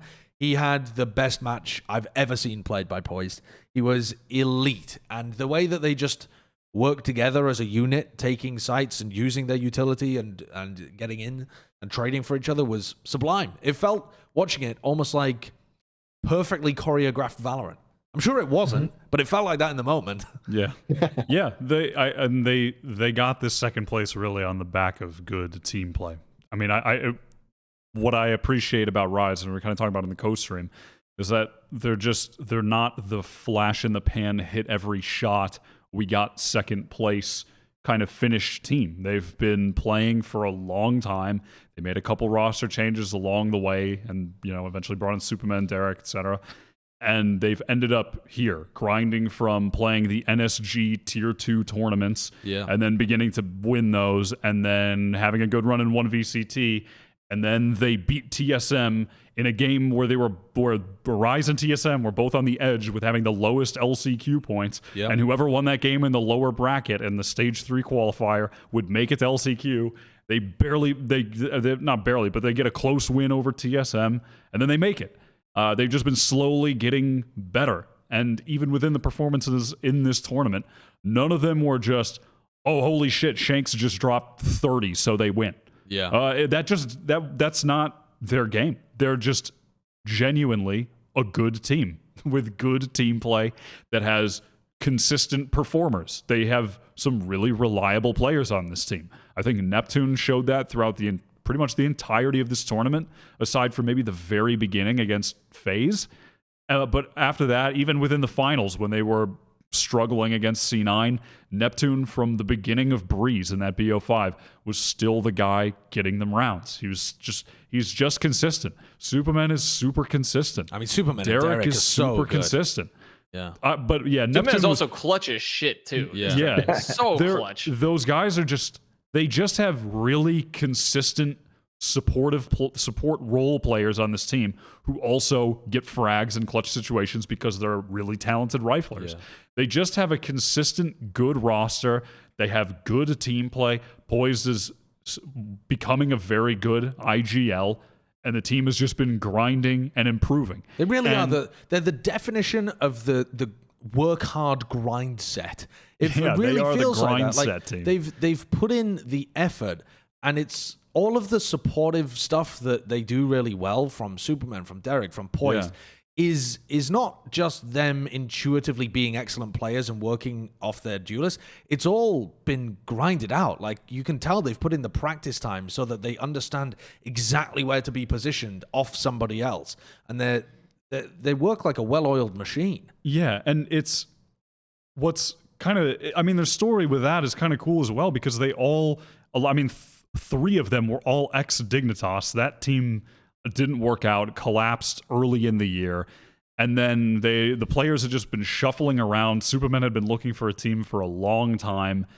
Derek was kind of just on the come up, and to see where they've ended up now with where they began is pretty crazy. I mean, they're one of the teams at the top that, I mean, even if you want to talk about like the org that they're on, like Rise is not as big or a presence of an org as all these teams that they're competing with. They are genuinely one of the, they're one of the tier 2 teams that worked hard, have good teamwork, and they fucking made it. Yeah. It's pretty cool. It is really cool. And they did it as a team. And it looks like they're going to be a team that I hope they stay together with the same 5. I mean, it looks like they will, because it seems like, at least, based on the way they are and like their socials and their relationships and shit, they seem like they're all good friends and they like this team that they have. And I want to see them play with the same 5 and continue to improve, because they have just been strictly improving since they began. Yeah. They've just been on an upwards trajectory. And it hasn't just been a quick shot to the top. They've just been grinding their way up. So I'm excited to see more from this team. Yeah, I think the coolest part about this team is, well, I actually kind of disagree with you, Josh. In fact, that they're like super drilled or anything like that. I feel like they are getting that spacing and all the stuff that you like because they, number one, have a good understanding of the way that it should be, but not like it's prepped or anything like that, or it was worked out in practice. I think that it's just the chemistry that they have seems to be that they can get into those situations a lot. Yeah, sorry. That's what I was kind of meaning, is that you can tell they've put in the hours working together so they understand what each other are going to do. I don't mean everything's a set play. I didn't mean it like that. But it's not like a pug team where they've just got great players that they just know what they're doing at all times. It's like they've played together for so long, they just get it. They just get what each other are doing. Yep. And that to me is like one of my favorite teams to watch. Those types of teams where they just gel together and you can tell they're always on the same page somehow, right? Because it clearly isn't prepped. And I think that's the cool thing about it, is that they can now add an extra layer to their game as well, which, they may or they may not. Usually NA teams don't really, if they get this type of success anyways, and that's fine. But it will only get better, which is crazy.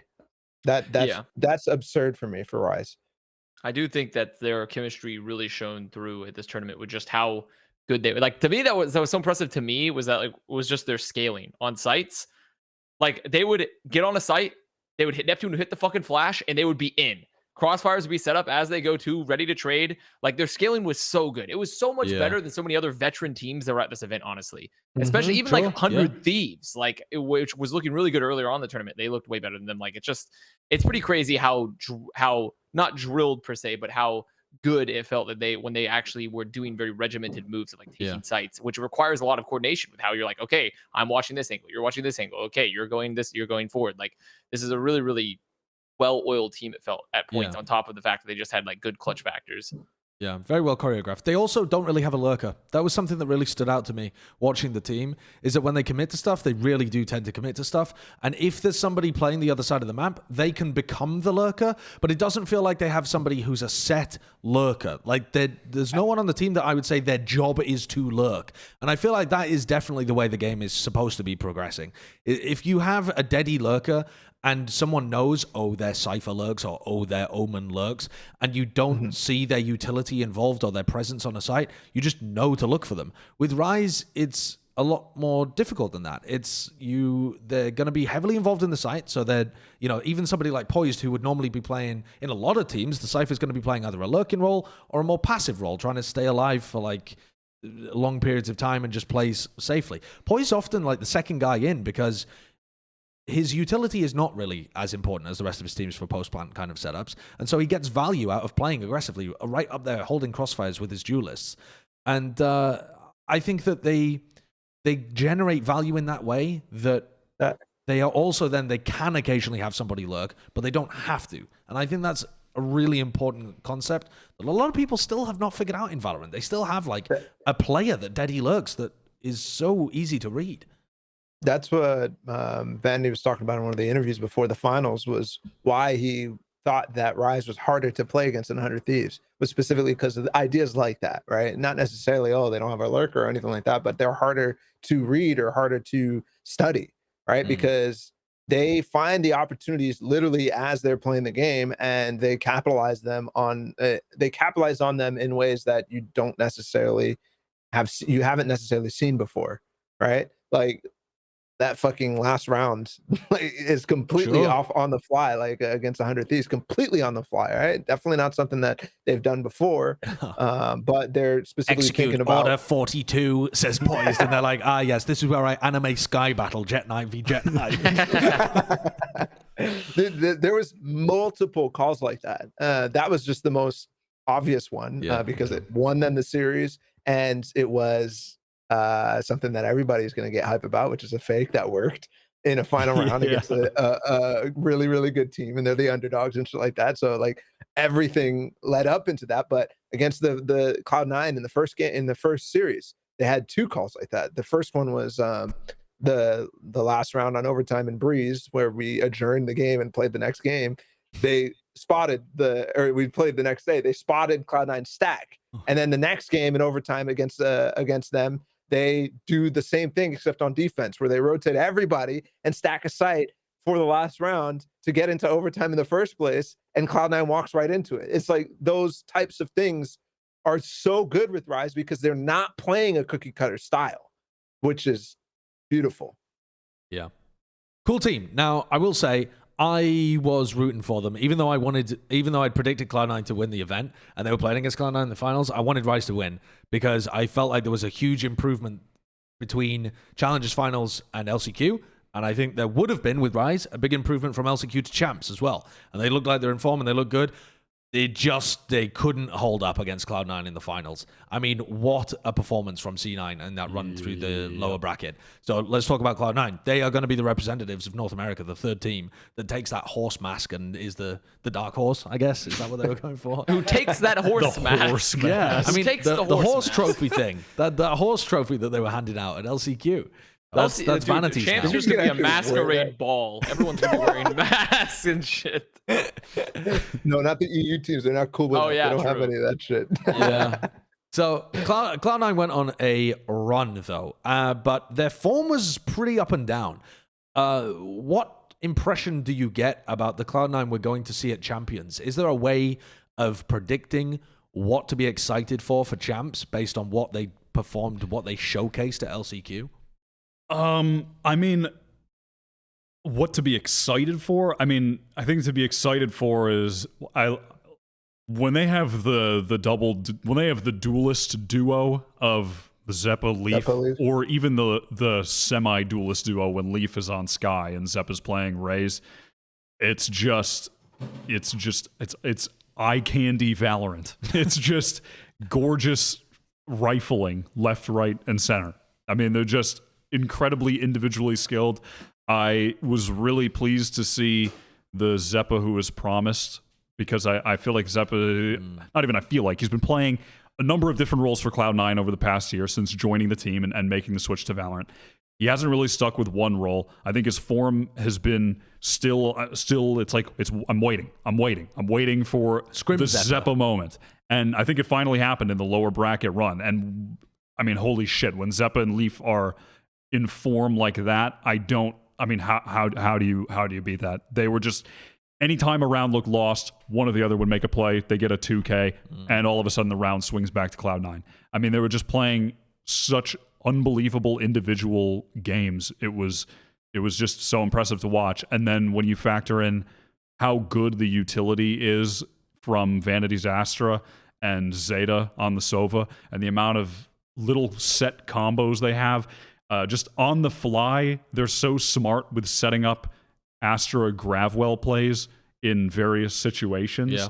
That they were just netting kills off that. There were so many combos with Zeta getting shock dart kills. He was getting vulnerable shock dart kills constantly. And it's just little on the fly stuff. It's prepped, but it's called on the fly. They do it, and it works over and over. And that was getting them so many kills as well. It was just a very cool game the Cloud9 were playing. And I think something to look forward to, I guess generally with them, with Champs, aside from just those eye candy aspects of the game, is that they were willing to try something different. They were playing with KO a lot, And it was good. And it was good. It was good where it was good, and where it wasn't good, they just put Zeppa on Raze, and he would just kill everybody. And I like that. I like that a lot. So that's kind of I think they where were I'm at. utilizing KO in a very different way than a lot of people too, which is part of the reason why it worked so well in the places it was good, was because it is really, really good versus Viper. Like, we hadn't seen it play in such an aggressive manner where you were just pop flashing 2 Viper walls like all the time. And they did it so often here. And because of the pop flashes, you can't really do with many other agents, essentially. It just allowed them to set up and just have Leaf or Zeppa fall through the wall and just get kills immediately so many times. And so I honestly thought the way that they utilized KO in a much more aggressive manner was like they committed they still were doing some things that Steel had done when 100 Thieves was playing it, with getting a lot of info, denying pushes with the ult, denying pushes with the knife, getting info with the knife, but then also being way more aggressive against Viper in particular by utilizing those pop flashes. Yeah, just to be set up fair to people's Steel, he success. never had the buffed flashes to work with as well. True, yeah, he didn't have those. That is true. That is very fair. So I do. Because the but I do flashes think are that so much better than they used to be. I mean, the flashes are the flashes are some of the best in the game right now. If you can get them through a smoke or through a Viper, a wall or something like that, they're very difficult to dodge. And if you have, if you've been nerdy enough to come up with left click lineups as well, not that Zeppa really had very many, but Zelsis had a few when V1 played it on Bind. And PTC has some as well for full sense. But those flashes are deadly good now. And I think what I was impressed with Cloud9 was throughout the tournament, they started not playing the KO where it stopped working. Like where the KO was working in scrims but failed to win a match, They replaced it with something else. Specifically on Haven is what I'm thinking of. And then on Bind, a map where most people aren't playing the KO and it doesn't really make sense to, although version 1 were, they just had him play Raze. And I think, yeah, it's that's what you need, is that versatility to be able to add different things in. Do you think... Sorry, Balla, go. That's why I was most excited about Cloud9 just in general, is because I think they're the first NA team to show versatility in one tournament, right? Like the FPX type of shit where, well, FPX is OD, they go crazy. Don't invoke their name. Don't invoke their name. It'll ruin them. Wait, Cloud9 are the FPX of NA? Oh, no. Oh, my God. I have been wanting to see that implemented in NA for so long. I'll say Fnatic instead, right? Because they do the same type of stuff where they make these minor changes to their comps that do a large amount of difference, right? Yeah. Not only that, but we saw them be able to play different maps than they were used to, right? Like they left Bind in where you expected them to never play Bind, because Cloud9 never played Bind. And Bind before. looked amazing as well. They had so many good set plays. Yep. They go back to old stuff, like they're split. They added Zeta on Breach because they didn't want to play Zeppa KO on that one. And it's just like all these different things are like, holy shit, like a team has to prep twice against them. Like they have to prep twice against them, or maybe more, because who knows what the combinations or permutations are going to be down the line. And they do it in such a way that it's not taking a player, it's not doing what FPX does, where they take a player and they're like, fuck you, you're now a different role. Go play Sentinel. Like, you know, they don't do that. It makes sense. And so that's really, really, really, like, really cool. The thing that it reminded me of was Gambit swapping Shados from Sage to Sky when it came to playing against the 100 Thieves KO on Ascent. Those kind of adjustments where it's a counter pick to your opponent sometimes. When I think they specifically said in an interview, actually, when Cloud9 played against 100 Thieves, was it 100 Thieves? That they were it was against XSET. That they thought XSET were going to counter-strat them, so they changed the comp. That was what they said in the interview. That's the kind of stuff that that makes them very dangerous. Because even though it's a simple idea, it's difficult to execute, and they did it very, very well. What concerns me slightly, though, is that the Cloud9 we saw lose to Rise the first time around was not the same Cloud9 that beat Rise later on. It simply wasn't. In terms of their macro play, their form. Yeah, that's what it was. Does that concern anybody else in terms of them going to champions? Are they a team that relies on individual form too much? If they're having a bad tournament, or if it's a LAN and their players can't adjust, are they the kind of team that could flop? See, I mean, I think it's a good question, because I think that early on in the tournament there were still good individual. I mean, Leaf was just he was in God mode from the beginning to the end. I mean, he was outrageous the entire time. But I think that while the individual performances early on were still fine, it was the team play that was not as good, and that improved later on in the tournament, and the individual form stayed excellent, and then it just all came together, and they were just way too good towards the end of the tournament. But I think at the end, in the interview after winning the grand finals, Vanity had spoke as well about them not feeling comfortable at the beginning, and that getting some big match experience with the full roster helped a lot, and they just felt more comfortable and looser as time went on, and that assisted as well. Do you buy into that if Champions is groups or something? If there's groups into playoffs, do you think we have enough data to say Cloud9 are a team that gets hotter as the tournament goes on, or something? Well, like I still want to see Cloud9 on LAN, because I was interested in seeing how they were going to perform at LCQ when it was on LAN, and then I said on the last episode that I thought that it being online would help them, and I think that probably did to some extent. It's impossible to say how much, or at all. It could have been the exact same result. So we'll just have to wait and see how they actually perform on a big stage of LAN. I mean, I know Vanity's going to be fine. Yes, but it's more so playing with everyone else on the big stage for the first time. It's the kind of like aggressive plays that Leaf and Zeppa were making on Bind, where they run out and they're aim dueling. Because Leaf was do they have the confidence to do that and the form to do that? Yeah, Leaf had unwavering confidence in every single game. But he was always making the right play. I mean, his intuition for finding kills at opportune times is it's unbelievable. He's so smart. And then his actual mechanical skill is always perfect to pull these plays off. It was really an unbelievable performance from him. But yeah, like, will Leaf and Zeppa be playing that same way at Champions? I don't know. We just have to see. I mean, not If just they Zeppa. do, I mean, also they're Zeta fucking too. scary. If Yeah, they Zeta do, they're also terrifying. was like, if he dips in performance too, I feel like there's plenty of rounds they lose if he doesn't just get like insanely valuable utility, you know? So Zeta was one of the most least variable players for the entire team. So that's what I'm Yeah. saying. I'm worried if he were to have So a dip, then what I'm not happens, worried you know? about him. I'm not worried about Zeta specifically. I'd be worried more about Zeppa and Leaf because I think they were more variable than you think, Wyatt. Just like digging into the stats game to game and stuff like that. I don't think Leaf was as foolproof as you think he was throughout the entire tournament. Maybe. He I mean, when definitely had bad did he maps. slip up? I think the game let's against think. Rise, I think he was pretty poor in that, was he not? I Yes. can't remember exactly. I think that was the game where I was watching. I specifically, I have emotional responses to Leaf being good or bad. Ever since I put him at the top of my, or not at the top, but really high on my top 20 list, I have like literal emotional responses because I know people are going to roast me if he has a bad game. Top 5 SPS player. So I remember at some point in the tournament having that feeling of like, oh, fuck, he's lost it. But He played poorly against 100 Thieves on Icebox. Like there definitely Right. was moments.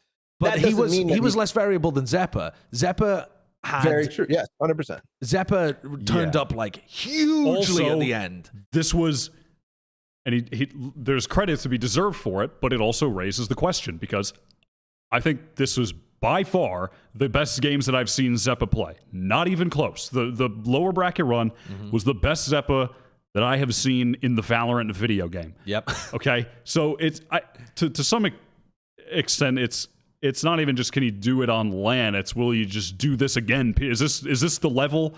Is that a consistent level for him to be at, or was that he was just activated during those last? And you 2 can days, only ask know? the question. We simply don't have Right. enough data. That's one I'm of the just- problems right. with VCT. I'm is simply that asking we the get NALCQ question. and then there's no tournament until Champions. So like, there's no way of getting more data. I'm asking the question, and it's just listen. I'm the fucking storyteller here, Josh. Okay. I'm creating narratives for champions. Someone's I got to love do it.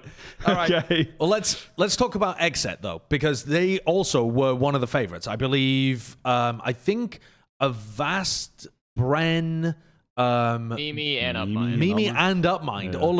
All of the people who are tapped into Zoomer culture predicted XSET to get through, and I don't think it was an unreasonable prediction either. I think XSET looked like they were on a slightly different tier when it came to the Challengers Finals compared to everyone else other than 100 Thieves. Yep. So if you're just going off Challengers Finals results, yeah, it's very reasonable to expect it would be 100 Thieves or XSET going to win this event. They finished 4th again. They always finish 4th. It feels like they just can't get out of this. It felt like they'd made a breakthrough at Challengers Finals.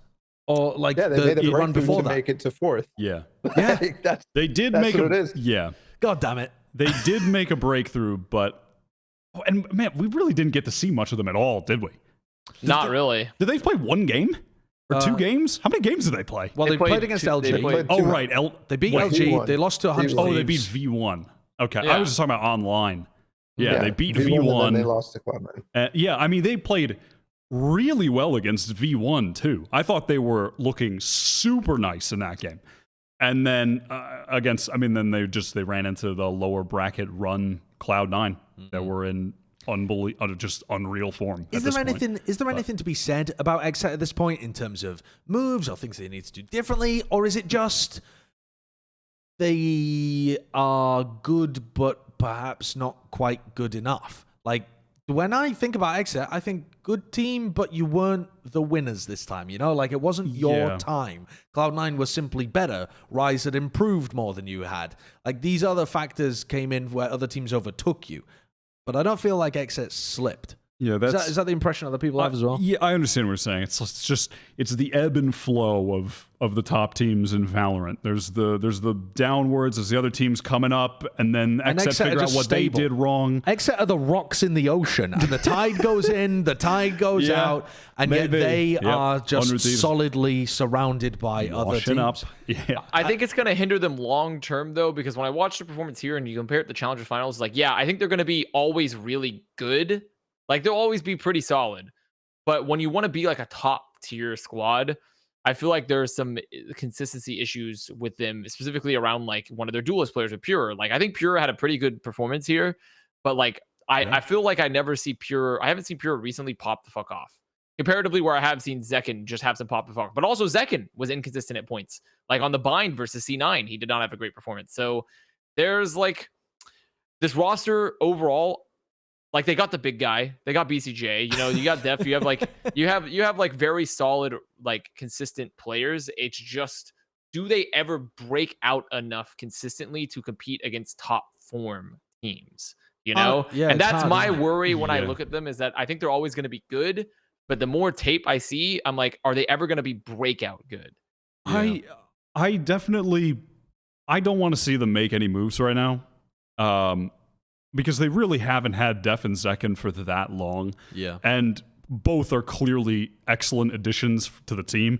Also, Zekken's still a ton of potential moving forward. I think a play for BCJ, is just ridiculous. No, Zekken's so young. Zekken's so young, he's worth developing more. And he also has had just crazy moments, for sure. Also, I would have said Pura was the candidate to upgrade, and yet I think he had a better tournament than he's had in months. Yeah, he had a great tournament. I mean, that's it's still not one of the best Jets in NA, but a better tournament than previously. He's never been he's never really, he has the odd English. He has the odd game, like really this Ascent one, where he'll really pop off and kind of take over the team. And he dropped like 28 in that game. But that's kind of the odd game. He's much like we think of XSET. He's the rock in the ocean. He is just a consistent Jett at that level. He gets consistent good kills for them on the op. He's just consistent. He's a good Jett, but he doesn't take over the game very often. I think you kind of know what you want for your Jett, though, sometimes. Yeah, but I think that's the thing. We're not going to live in a world where Jett is just, you need a Jett to drop 30 every game to win. That's not going to be the state of the game forever. And the year's already done. And then, moving forward. These Jett nerfs, they sure must be coming someday soon, huh? No, the Jett nerfs, trust me, they're coming They're coming after champions. They're coming after champions, guys. No, Take but the copium, sniff the copium. But even at that, it's like, do you really want to drop Pure, who you've been playing with for a while, to find... I understand what you're saying. I don't think there's many good upgrades. I mean, do you disagree, Balla? Would you make changes to this team? No, absolutely not. I think that's one of the reasons why I like XSET in the first place, is because it's XSET and it's never changing. Well, it did change one time. I think I was more disappointed by Def than anything, not in his gameplay, but just the fact that I felt like they didn't adjust against Cloud9 at all in their series, even when I think they just watched them play. No, they didn't see them play on Bind. That was the team that Cloud9 made the first adjustments against. But like on Bind, they just didn't do anything different against Leaf, walking down on every single defense round, down short, and catching them in the back end market. Like there was no adjustments there. It felt like Cloud9 just outplayed them before the game even started because of the Bind pick. And they did show a little resilience on Ascent, but again, it came down to the last like 4 or 5 rounds or something like that. Vanity out calling and making brilliant calls against XSET.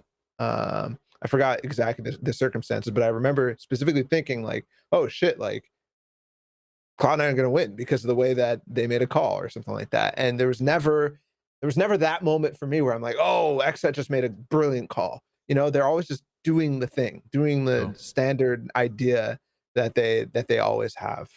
The only adjustment was like playing Zekken on Reyna on Ascent rather than playing him on Sky, which was like, okay.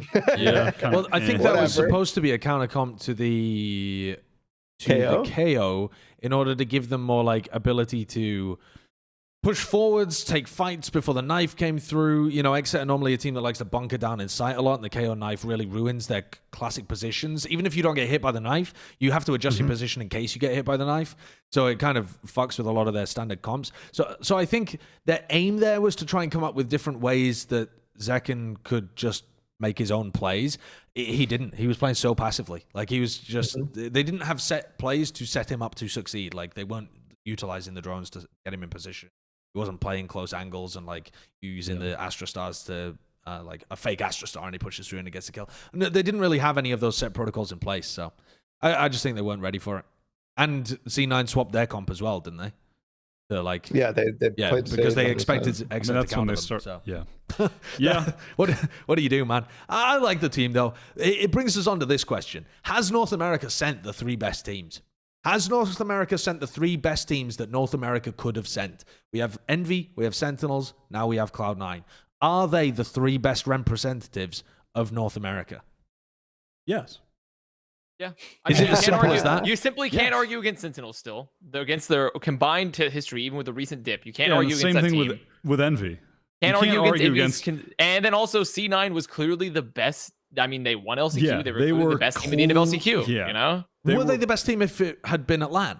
Because that was a I mean, question who that we knows? had, right? That's a question. I know. I pose that because it is a relevant talking point, given how the tournament logistically played out. Yeah. But Cloud9 won the tournament, and they won it very convincingly. But so it's also, they have not been a top 3 team all year.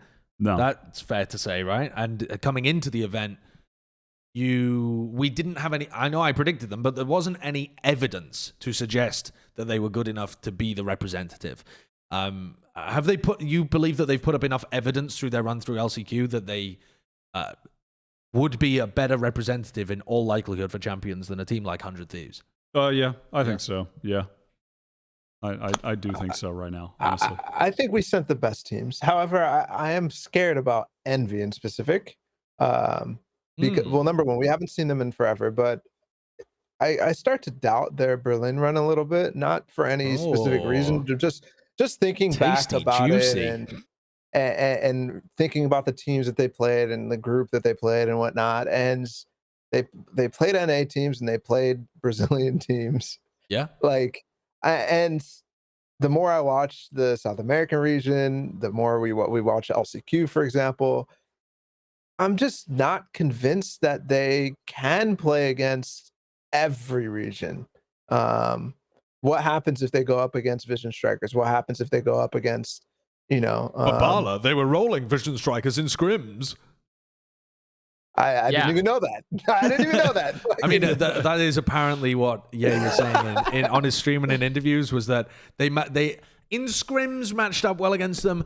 Who the fuck knows what that means? I mean, that's literally the scrim bucks. That's nonsense. I was just bringing it up to be facetious because I know that everyone in... Because of this, literally everyone will comment that, though. Trolling. I mean, people will comment that, though. If you doubt how they match up against Korea, people will say, they beat them in scrims.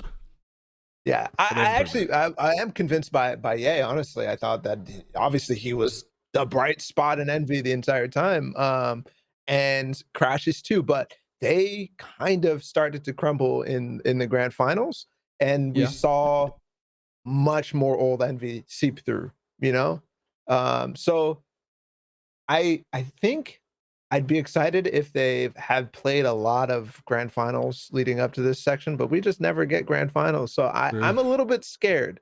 Okay. And like that feeling makes me want to say, I wish 100 Thieves was there, but the reality is that they fucking sucked in LCQ kind of, but also were really good.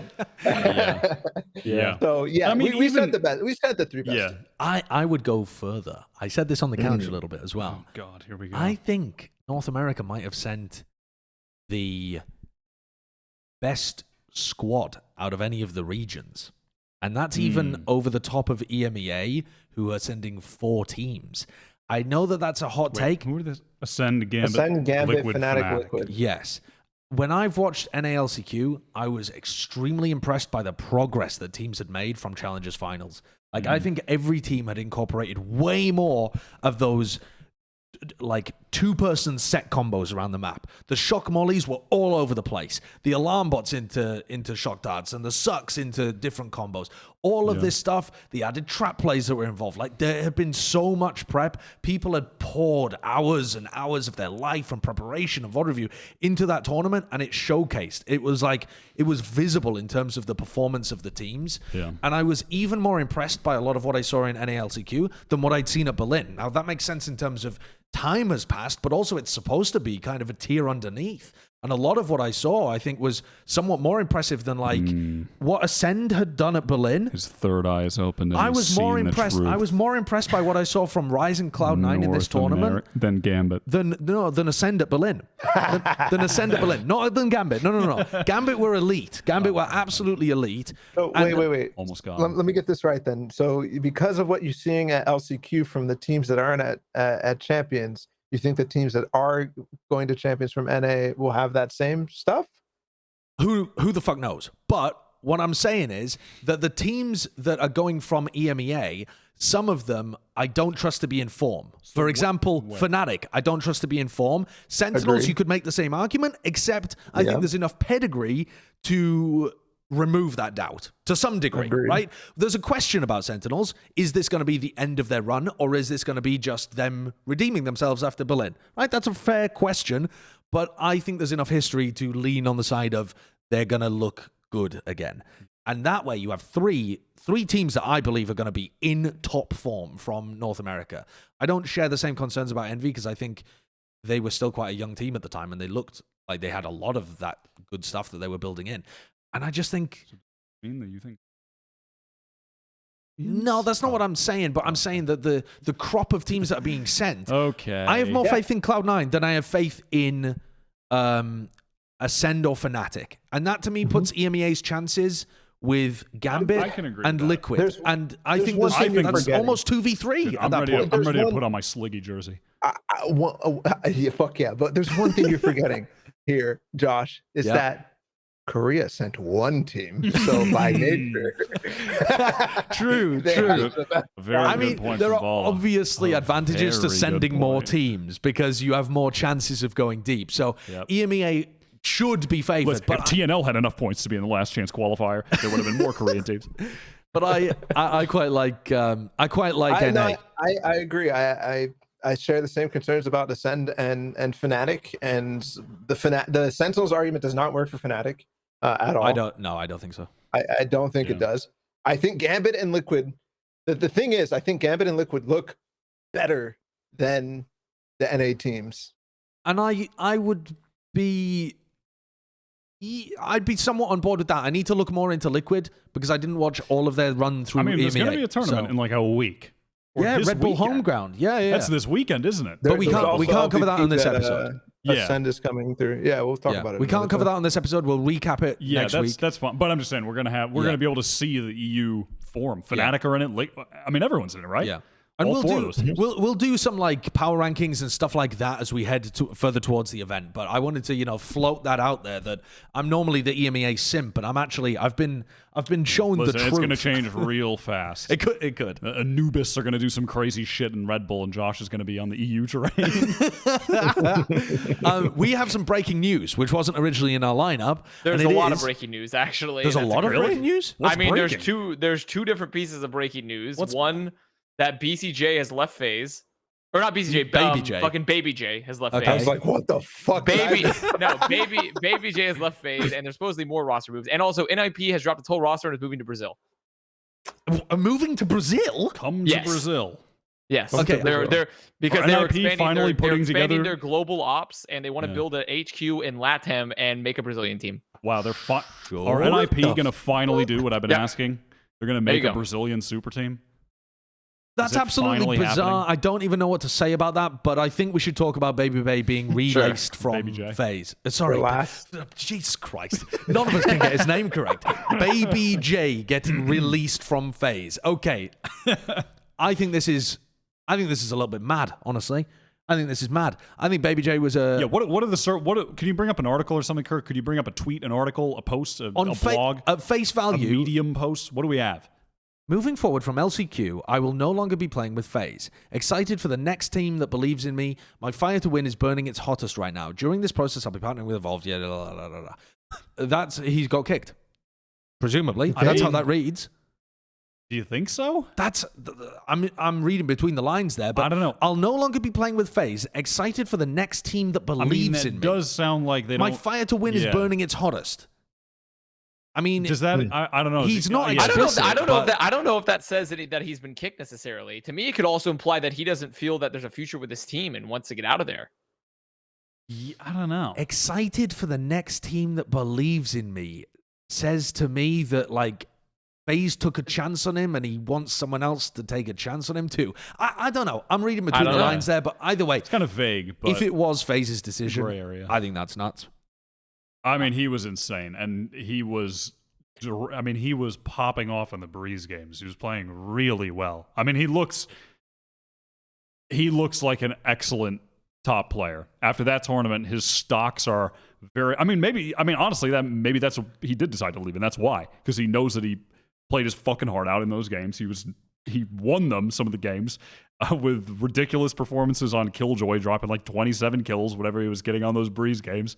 And he knows that if he wants to be, maybe he feels, I don't know, that FaZe aren't a team that are going to win tournaments. He wants to be in a team that will. A lot of BabyJ's success, though, is by face checking and taking duels or finding timings on people, which I'm not saying is a bad thing, but you expect Sentinel players to be playing around their utility and around, and like people coming into them most of the time. He subverts those expectations. He definitely does. So he might be difficult to find a home in which he fits in nicely, but they had kind of built around a lot of that in FaZe. Like when him and BabyJ are just pushing into cave on Breeze, like there's not many Sentinels that would do that, and BabyJ does that. FaZe also, I think they do set him up in that way as well, where they really draw the attention on one part of the map and try and just create as much of a diversion as possible for him to work something in mid or another part of the map. And he's really good at finding those timings, and it makes sense to do so. But FaZe did do a nice job of setting up in that tournament as well to have access to those timing windows. Does this strike anybody else as just bring in a player and kick out the set? Like you have a core of 4 and you just rotate the 5th, but the problem is that you don't want to break up the core of 4, but you should. I don't know what to think about this. I don't actually. know. I mean, I wish. This is only the second move, and it's twice BabyJ, right? So like, no, I don't think so.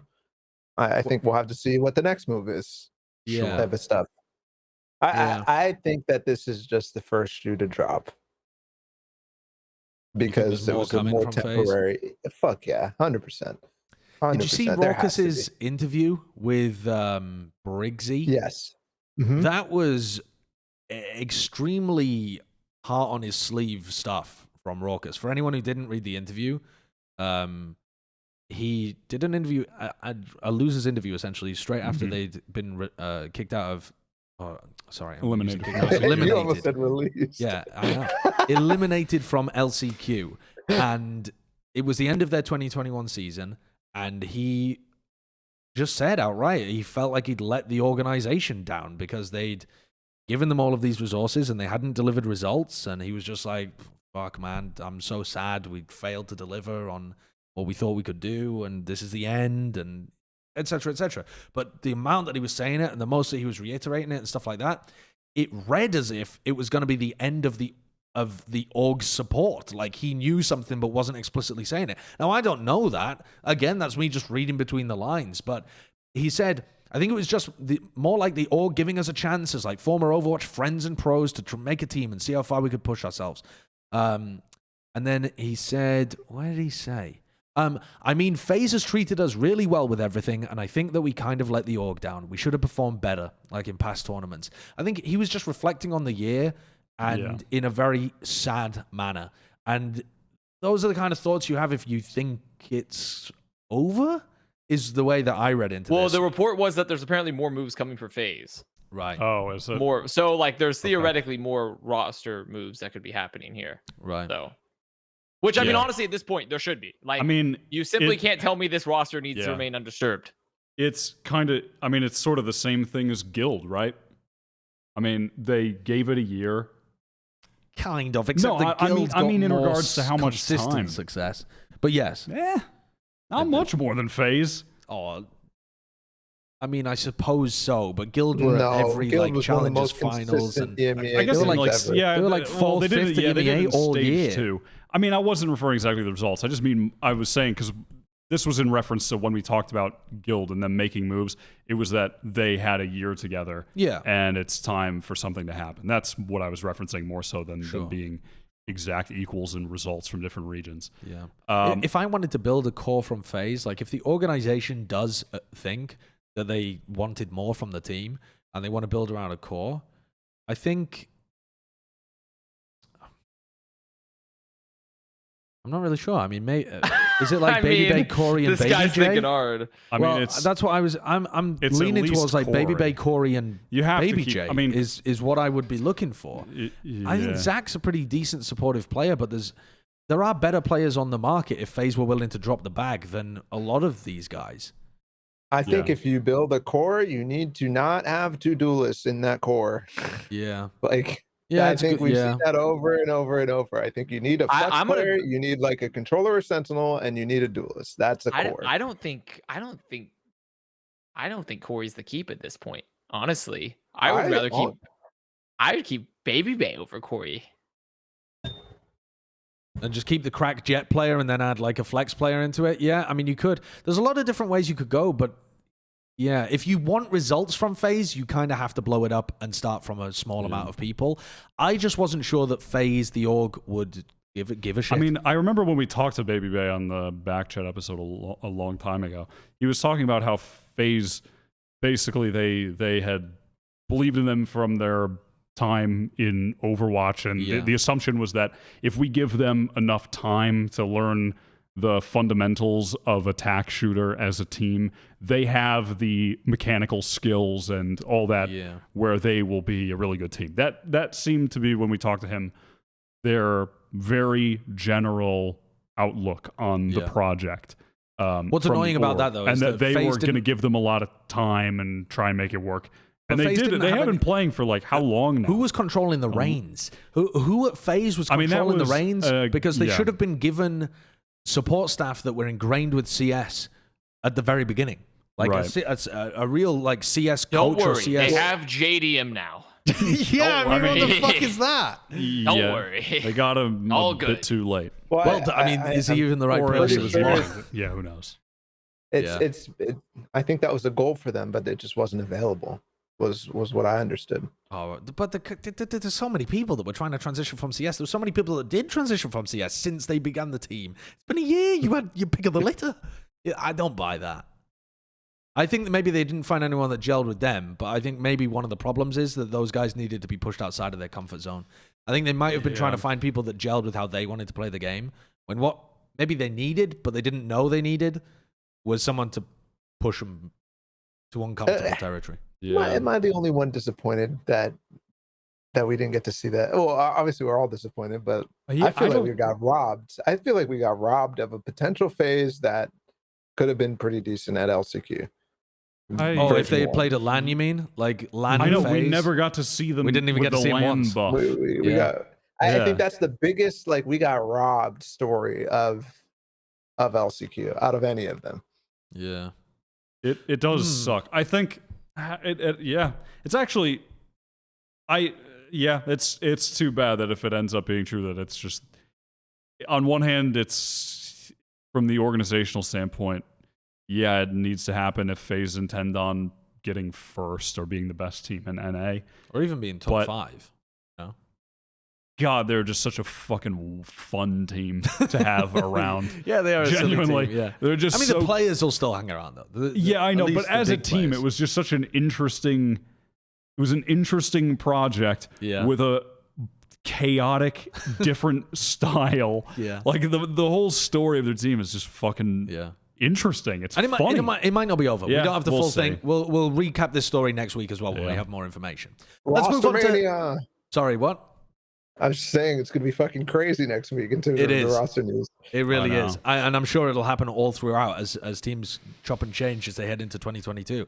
Let's talk APAC LCQ though, and we're gonna try and blast through this at a fairly breakneck speed because We're at the 45-minute mark to 3 hours, by the way. Exactly. Well, no, we're only 2 hours in, so don't worry about it. We're good. But Korea did not have the same results that we were expecting from LCQ. I would say most people had Newturn as the favorites, and then behind them you've got Damwon, who looked pretty good domestically too. Korea has, in most tournaments, looked significantly better than either Southeast Asia or Japan, and instead, those expectations were subverted, and the Southeast Asian teams, and actually Japanese team, made it to the finals ahead of both Korean squads. And Newturn didn't even place third. I mean, they were out in like 4th/5th, wasn't that the placing that they got? 4th to Damwon, yeah. Does this lend credence to the idea that Korea is a one-team region? That's my initial opening punch in the gut question to you guys. Is it fair to say Korea's a one-team region?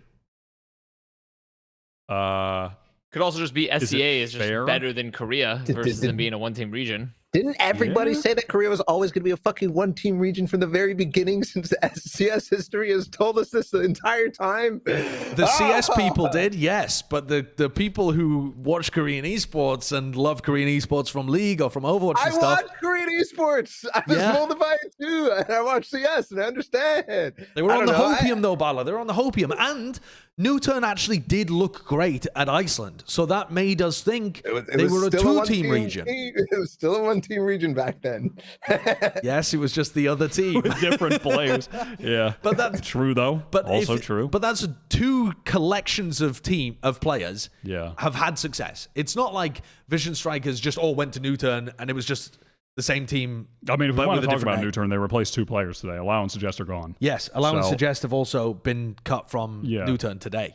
So, which is a pretty significant move. Well, let's start with Newturn then, actually, because they were the favorites for this tournament, I would say. Most people expected the addition of Hyoni. They thought, let's be clear, Hyoni was going to be playing Jett, which he wasn't for the most part. But even when Hyoni was playing Jett, the fragging wasn't there, the game plan wasn't there. It was all from what I saw, and then the stats that I've looked at as well, pretty disappointing from Newturn.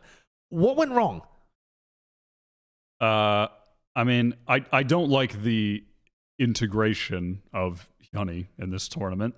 I also don't, but I mean, I also wonder if that's something that they recognize too, and they're trying to remedy that with these roster moves, and they're just going to put him on the full-time duel list now that Allow is gone and he won't be playing the Jett.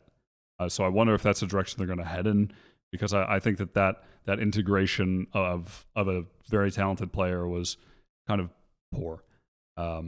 So I'm hoping that that's the direction they're still heading in, because I don't think, clearly the potential was there. I don't think this one tournament is like, all right, well, now just throw him back in the bin. But because they should attempt to see if he can flourish into the player that it looks like he could be. So hopefully that's the direction they're headed in with these moves. I got to say, I haven't watched much of the APAC LCQ yet. Haven't had a chance to VOD review it, but one of the games that I did watch was this Newturn Full Sense game that we just had up on screen. And one of the things that struck me the most was how much of a leash Hyoni was put on when he was playing Skye. Now, I don't know whether that was Solo putting him on a leash, or whether he in his head just thinks you have to play Skye like that, and he doesn't want to go for the same things that he would on Jett. But he was playing really passively, wasn't really helping Allow very much in terms of getting up there at the front of the pack. The Skye flashes were all really like long, elaborate flashes for other people instead of just getting close and pop flashing out of smokes. And it led to them looking really flumpy. I mean, this bind comp that they've got, they're playing Viper, Breach, and Skye, which is like a mixture of the double duelist Skye Breach comp that Korea's been playing and the EMEA meta comp where you have the Sova. It's like a weird blend of the two, and they were trying to play slow on attack, and they weren't using their util properly. It was making me really annoyed watching them play, and I just don't think the game plan was there at all.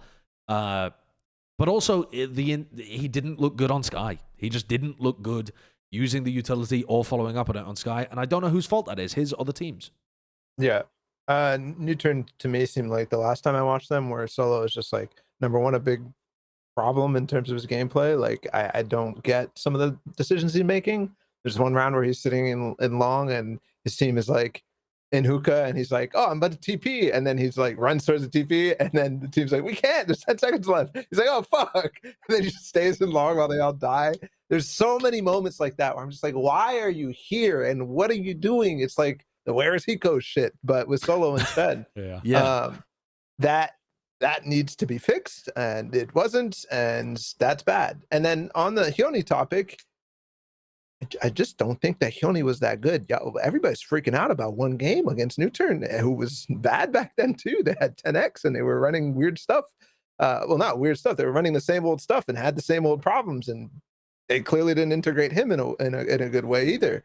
I just like he showed up in one game and then obviously against other teams who weren't at the same caliber, right? And that's the reason why we're like, yeah, he was crazy in that game, but that's not proof that he's going to be crazy down the line. And that's the reason why, in my mind, he was being treated like a rookie. Like you could tell, he was like, go here, sky flash that for allow, and then they don't tell him what the fuck to do the rest of the which time. is just not what. Yeah, you don't sign that guy to. Yeah, treat him like I mean, that is the best description, to treat him like a rookie. And I think your points about Solo are true, and that is also a worrying for the future of this team and potentially Hyuni's career if they continue to fail in regards to the game plan, and he never really realizes the potential. Because I do think it's there. I mean, even no matter how many games it's in, we've seen in those games that he is an excellent individual player, that he can have a really, really high level of individual skill. It's just a matter of honing it. And I mean, you might be right in that Solo and them, they might not be the craftsman fucking needed to help out Hyuni. So that is worrying. I also think why suggest playing Viper too? Like, why is he not playing Raze? And I guess he is playing the Sky where he's really fucking good. But well, yeah, he's good on Sky. But one of the things that came out of Berlin, where Vision Strikers got, I believe they got flattened on bind. Did they not? By the teams that were running the Viper. Yes, they got flattened by like what was it? Well, they didn't play bind until they played against Gambit. And pretty sure it was Gambit, and that's when Nats just like Gambit. Rolled them on A short like repeatedly all the time. The one of the talking points, I can't remember whether it was from an interview or whether it was from something, but it's stuck in my head, was that the Korean teams saw that and saw Vision Strikers and realized they had been missing the metagame. And so a lot of these teams, if you just scroll through the VLR pages of the Korean teams when they're playing bind, a lot of them have been playing Viper, whereas they would basically play no Viper previously. Yeah. But it's led to weird shit like this with this comp, where they're not playing to the strengths of the Sky Breach, and they're not playing to the strengths of the slow Viper comp. They're trying to blend them and create a compromise composition, which really should have a better name than that. There's got to be a wittier name for that. But anyway, it was very poor. It was extraordinarily poor, especially on their attack half. Their defense half looked all right, but I was amazed that they won that map. And then Ascent, Kurt, just scroll to Ascent, man. They got 13-0'd. I mean, it's actually a tragedy. I've reviewed that as well. I'll tell you what happened. PTC is the truth on KO. He's really fucking good. He's really fucking good, man. His setups were gorgeous, and they controlled A main every round. There was not a single round where Newton could get into A main, and eventually Solo you could tell the comm was, give up. Give up, we'll hit B. We'll just go mid and B and fuck it. And that, you can't win. I mean, you can't win when he had do that game, he was like 20-3. Then he had the one where he was like 33-14. I didn't watch that game yet. Apparently Bren watched that game and he thought he just fragged out, but I don't know whether Bren was not seeing the KO util or whether he just, because obviously he did just frag out, but it was on top of other stuff. It was KO. You could have played any agent. It wasn't like that. He played KO and fragged out. That's the KO util though on Ascent from PTC. If you're trying to play KO, if you're a little KO one trick, go and look at PTC. Yeah, and don't on get Are into there my KO1 don't, tricks? Don't Do they queue exist? up with me. Don't get into my game. Dude, KO's decent. I like the KO on Ascent. No. But I'm I just like the wondering KO on if there are Breeze. people that Yeah. are KO1 tricks. I'm just I'm wondering gonna how many start of them playing there it on both of those maps. I don't want to see that. It's fun. Not in my games. Wait. You opened. We talked to each other before the episode, and you opened by, "Hey, you want to play ranked? I'm Diamond 3 now." I'm gonna throw your games with KO. I do want to play ranked, but Yeah, it's pretty cool. Like, for example, one of the things that he was doing, he was throwing the knife at A main every round, and they were using that to condition them because they weren't taking fast A main controls. So they were doing then they were going and clearing catwalk, coming back, re-clearing. He had flash pops that he was throwing. He had a left-click flash pop that goes into tiles. He was playing one of the first rounds at B because they were expecting a fast B hit, and so he has a lineup from the B site to A main with the knife so that he can fake like he's still in A main throwing the same knife. So they've clearly put a lot of thought and time into their KO util, and it's not just the knife, but it's also how he uses the flash and the molly. So yeah, I really think that them figuring out how to use KO if I extrapolate from what I watched in this map, was probably a huge reason why they were able to win LCQ. Now, I can't say that with confidence because I haven't watched the final and the other games. But if I look at that game of how they dismantled Newturn, it does seem to be pretty... Newturn didn't do shit against it. They didn't react to it. It was Newturn really looked bad. rough. I only got to see that game too because I was like, that was the game everyone was talking about, and like you're doing a million other things. You can't watch fucking everything. I don't have the time. But the reality is, like, I watched that, and it seemed like all of Newturn's previous problems with this roster was just compounded with a changing game that they hadn't really evolved to with like new agents like KO, and on top of that, very, like Wyatt said, a very poor integration of Hiani on that squad. I have a question about Newturn and some of the other. I think DWG had the same thing, but not F4Q. It's like, what's the obsession with not playing Sova? Yeah, I just don't understand, because they have so many plays where they like perfectly set up. If they had just shot a Sova dart to be in this smoke and kill the dude who's wide in the open, if you played this right. And it's just like they don't have that in their repertoire whatsoever. And it was the same thing at Berlin with Vision Strikers too. I mean, not to the same extent, but like not playing Lakia for Sova on Vine. It's just like, well, perhaps it's because the region has failed to adapt properly from double duelist.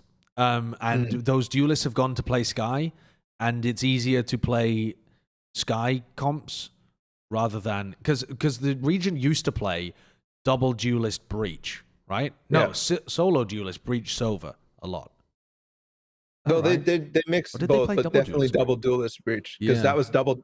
We called it double dive back in the day, right? Where it's flashed with two people who can dive. Yes, I don't know. Anyway, very disappointing. I want to move on to talk about Full Sense though, because Full Sense they defeated Northeption. Johnception. They defeated Northeption, and they also knocked out the other Korean team that was involved. They knocked out DWG in the end, who they lost to Global Esports and made a run all the way through. So this team is now going to be representing APAC, but more specifically Southeast Asia and Thailand. Right? They're all Thai teams. They're all Thai players, and so we've got Bren Esport. No, they're called Team Secret now, right? Yeah, they're called Team Secret now. We've got Team Secret and Full Sense. We've got 2 time teams at Champions. I would never have predicted that at the beginning of the year. Yeah, pretty crazy. No. Secret is Filipino. X10 is the Thai team. Sorry. Fuck that one up. Oh, right. True. Right, so there's only one Thai team. No, 2, because X10 and Full Sense. Yeah. Secret didn't make it because X10 they didn't already get qualified. Yes. Yeah. All right. Yeah. Okay. Yeah. I know what I'm doing. To be fair, it's kind of ridiculous to expect you to know every single region perfectly after we sit there and watch everything. Don't give me excuses. Why does C have 2 spots and Korea and Japan have 1? We've been asking this all year. Like, okay, never mind. At the end of it, though. At the end of it, SEA is the best region. SEA in Valorant is what we know now. SEA actually looks like they're better at the moment. Yeah. What do you think? What's your read on this Full Sense team, Balla? What can they do damage at Champions? They're fucking scary. Yeah, I watched a lot of their games. I watched the game against Newturn. I watched the upper final. I watched the grand final. I watched the lower final. I've watched pretty much all their fucking games. They are nasty. And they're nasty because they have 2 pop-off players, one of them being a flex in PTC, right? He'll play Breach, he'll play Raze, he'll play KO, and I'm sure he'll fucking play whatever the hell they want him to, right? And he's still nasty. But then they have John Olsen, who's just a typical Jett main. Who's got one of the best aliases in Valorant? He's the Terminator. He's literally the Terminator. John Olsen. He's really I love a nice rifling Jett. Just he picks up the Vandal and he's gonna shoot. He opts too. Yeah, he opts too. He's nasty. Yeah. Like I think this team is gonna be sick. I think it's gonna be better than all the other minor region teams for sure. Who are the other minor region teams? I mean, there's Crew. That's the best Furia. other minor region team. There's right? Furia, right? Yes, but I Vikings, think... Vivo Keyd. Vikings, Vivo Keyd. I think that this team's gonna be way better than Brazil. I have no faith in Brazil. I'm sorry, I just don't. I don't have any faith in that region. I don't think that's an unreasonable take. I think that's pretty reasonable. I could see that happening. I think they'll be better than Vikings and Furia for sure. Yeah, I might agree with all that. However, I don't know about the other SEA teams that are there, and sure. potentially the Japanese teams too, because we just don't see them. And in my mind, like looking at Full Sense and any of the other teams too, Paper X, the other C teams in this look to me like the most improved. Like prior to Berlin, when I was watching and prepping for Berlin and watching Secret and Paper X join, I was like, this region kind of still sucks, right? But every team, well, maybe with the extent of like Boom Esports, I was very, very impressed with. Full Sense specifically is their support players outside of John Olsen and PTC are just like, they're not dying. They're not making stupid mistakes.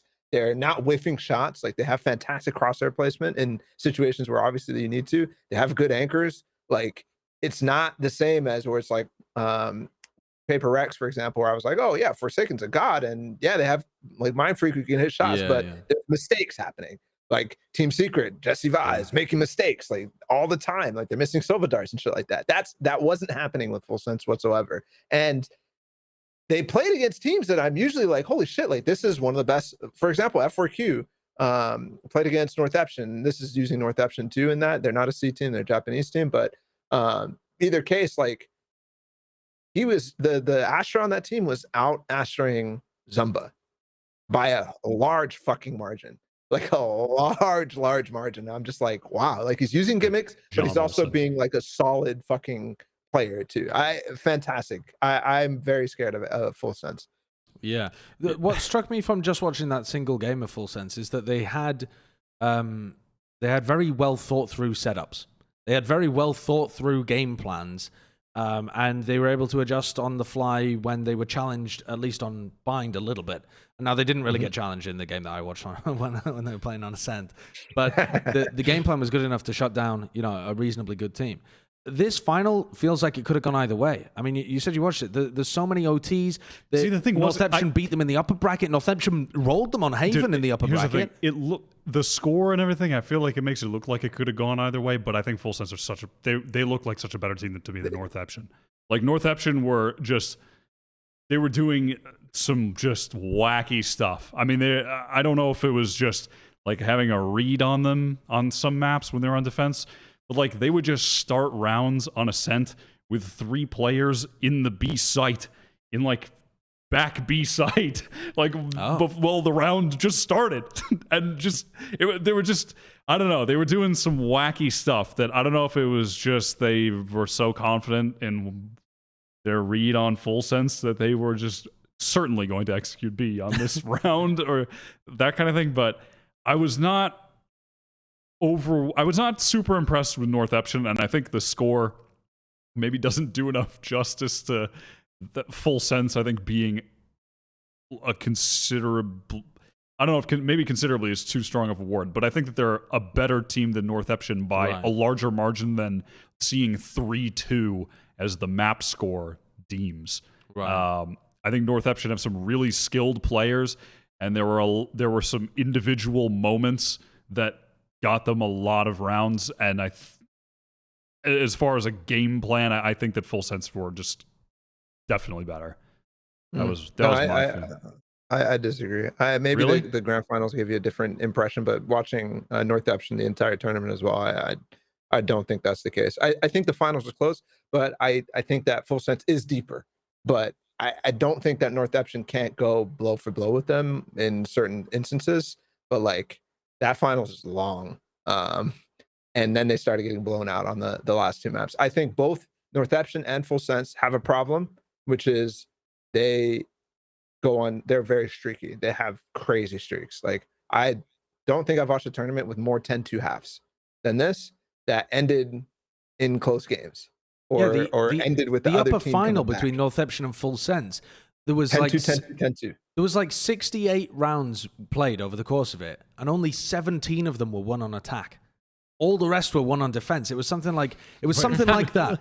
It was okay. That's fucking crazy. You'll have to check my math here, but just take a scroll through and take a look. Okay, defense. All right, only 5 out of the 24 rounds won on attack there. Yeah. And then It's go on the to the same next here. one. Only 5 out of 24 rounds again on attack on bind, and then on Haven it evens out a little more, but you've still got only 7. Like 8, 7. 7, That's right? It's 5 at the beginning yeah. and then 2. So you've only got Yeah. 7. That's pretty so, wild. Isn't that crazy? So I've also got a caveat. I didn't watch this game. I've still yet to VOD review it, but I was flicking through and I was like, this is bizarre. You don't often see games like that. But looking at how Full Sense played on Defensive Ascent, I can understand why that would be an issue. But then how did that happen to extend it? So yeah, I'm interested to see this team play though. And I also want to take this moment to just talk a small portion about global esports as well, because it was the first time we'd seen India and South Asia, which is different to Southeast Asia.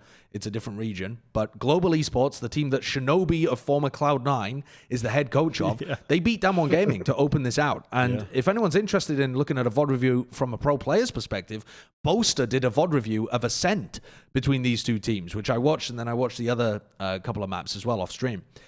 This was a very messy game. Global esports, Rossi's a sick player. I mean, but like good talent, but he is like so disconnected with the rest of his team. And they do some wonky stuff. They won some crazy eco rounds. It was entertaining, but it was very the outcome Shinobi was some more, give Shinobi a little more time. yeah. Give him some They more time with the squad. definitely need more time working on the teamwork element and the game plan and playing off each other. But also just really disappointing the Damwon can't deal with that kind of stuff. Like, I mean, my expectations were if Global Esports comes in playing that level and they just have one star player and then a couple of other goofy things going on, Damwon should be able to control it with discipline. And they looked so undisciplined. I mean, what the fuck is going on there? How does that happen? Such a flop of a tournament from Korea. A Korean Sag zone. It's just, you hate to see it. Yep. It's okay. I was wondering There's like new teams. how ping is working in this tournament, but from my research, it was like not a serious factor because G, I believe, played from somewhere, not India, and it felt like the Korean teams were getting better ping in some instances from my research, but I don't know. Yeah. When I was streaming, looked people in so chat bad. were saying that they were playing with higher ping than Damwon were in this game. Yeah. So Damwon looked bad. The games so that I did watched from them F4Q too, though, with Bunny on Jett as F4Q well. looked bad. Oh, I mean, F4 this was like their dude, swan song, I have though, right? They excuses just for F4Q. disbanded after it. They just disbanded, Oh, yeah, I right? forgot about that. Never mind. Yeah, they're done. They're done. This Who, is like the F4Q? swan song. I think this was Yeah. just them going out and just their final. They were like, okay, guys, let's go no out there. shot. They wanted- One they final wanted to make it. chance. No, they probably did want to make it, but they didn't look that good. They not her F4Q was trying to shore up a big problem for them that they had at Berlin, which was that they didn't have an opera, and that made it so that they couldn't play specific maps. And if they did, they would get shut out on. And so they tried to make Bunny play Jett, but it's like, is he the right person to do that for your team? yeah. And the big point for me is that Zumba is no longer the best Astra in the world. He's not even close anymore. He is so readable now at this point. So readable. He does the same stuff over and over and over. And at first it was really cool, but now it's just obvious what's going on. He added one new little technique, which is like the take your star back, so you could basically do like a faux TP where he'd get across an area, and everybody's been doing that for forever. So I wasn't impressed with that 4Q, and I don't think anybody should have been, but it is what it is. Sag, but now Korea only has one representative, Vision Strikers, heading into Champions. We'll see how that They have goes. Zeta. On the Zeta other, representing Korean Valorant. Yeah. Zeta's gonna represent. Zeta Korean might do Valorant. better. Actually, Zeta might do better than everybody else. Actually carrying Korea. Yeah. But while Korea has one representative, Brazil has 3 because Furia managed to battle their way through the South American LCQ. And when I was thinking what to title this topic earlier, I had this conversation with Wyatt where I wanted to say barely made it through, because I feel like getting past Astrals for Brazil was a difficulty. The LATAM team, I don't think anyone was really expecting the LATAM team to be able to qualify through, because they have to run the gauntlet through the Brazilian teams. But Astrals came extraordinarily close. They made it to the finals. In fact, they'd already beaten Furia in one of the group stage games. But they got destroyed in the grand finals. Yeah, it's hard to say it's hard to say Furia barely made it when they 3-0 obliterated in the finals. In just sad fashion. I mean, every game was just over at the first half. It was just every game was over after the first half. And yeah, it was Furia played well, but well in that they were just never, like, their setups were never seriously contested. There was never a breach of the castle walls. Where was the trebuchet? There was no damage done to these walls. And quite literally, because QCK just put a wall on Cat and they never shot it every round on Ascent. Please, someone shoot this wall. You never have Cat control. But it was pretty sad. They were so passive on both attack and defense sides. Furia just executed their exact game plan on every single round. It was just, they kind of just walked to a victory. Now, I was thinking back to when I'd watched Crew VODs previously as well. And Crew qualified over Astrals in order to get the LATAM spot to Berlin. Yeah. And they also there, I believe, beat them in the upper and choked in the finals. It might need fact checking there, but I believe that was the way that things went towards Berlin. So there seems to be a theme of Astrals just choking in important games. I mean, because they are good enough. I was watching them play against other teams. They are good enough to be able to win a tournament like this. I wrote it down. Just didn't. Yeah, I wrote it down in my notes. It was such a fucking like lame analyst coach quote. When I wrote it down, I'm like, Australs are playing to lose, or like Australs are not playing to win, or whatever it is. They're playing like, not to lose. They're playing not to lose. Yeah. They're not playing to win. They're playing not to lose. They literally refuse to do... Although in the finals, maybe they were playing to lose. Yeah, but they just refused to do anything proactive with any element of risk ever. It was just they were there. And Furia played their game plan and they won. Go on. I have a feeling this is very similar to Rise in the fact that they went to the grand finals and then they got hit by the fact that they're playing the grand finals. You know, that type of situation where they just maybe need a little bit more experience, because leading up to this, and mind you, I haven't watched anything other than the semifinals and grands. They looked pretty damn good, right? Josh, you're hyping them up. So I have a feeling that that's what happened because Furia was firing on all cylinders, and they've been in these pressure situations over and over. They almost qualified for Berlin. I know Australs did too, but slightly different. I don't know. That's my take on it. That's my read of the situation. Yeah, and I think that could be pretty reasonable. For Furia, though, this is them accomplishing a goal that they have failed to do since the birth of this team. The birth of this team was supposed to be a super team, a Brazilian super team. When they were put together, it was like them and Vikings were trying to make the best that they could from a bunch of different free agents. And we're talking at the beginning of the year. And what have they accomplished this year? They haven't even been a top 2 team in Brazil at really any point. They've been behind Vikings. They've been behind Gamelanders, Havan Liberty. They've been behind a bunch of these teams as like the 4th, I guess, over the course of the year. Something like that. Yeah, pretty much in 3rd, 4th. And now... Because they I mean, I guess they are in third still, though, because they're the third team to Just like qualify another for slot. champions. This time, Yeah. they have more than 2 slots. They were But- definitely better than Vikings. What, right called now? because of yeah, I think so. I would. I mean, that's believe based off of yeah. watching Vikings from the Challengers 3 or whatever, Yeah, where they I mean, didn't even really make it that far. The image of the skeleton at the PC. Me waiting for Vikings to make roster moves. Just like it's just never gonna happen, is it? I mean, that's fine. I'm just not impressed with this. Like, who knows? Now with NIP joining Brazil, maybe Brazil will have some really good teams moving forward. But I am not.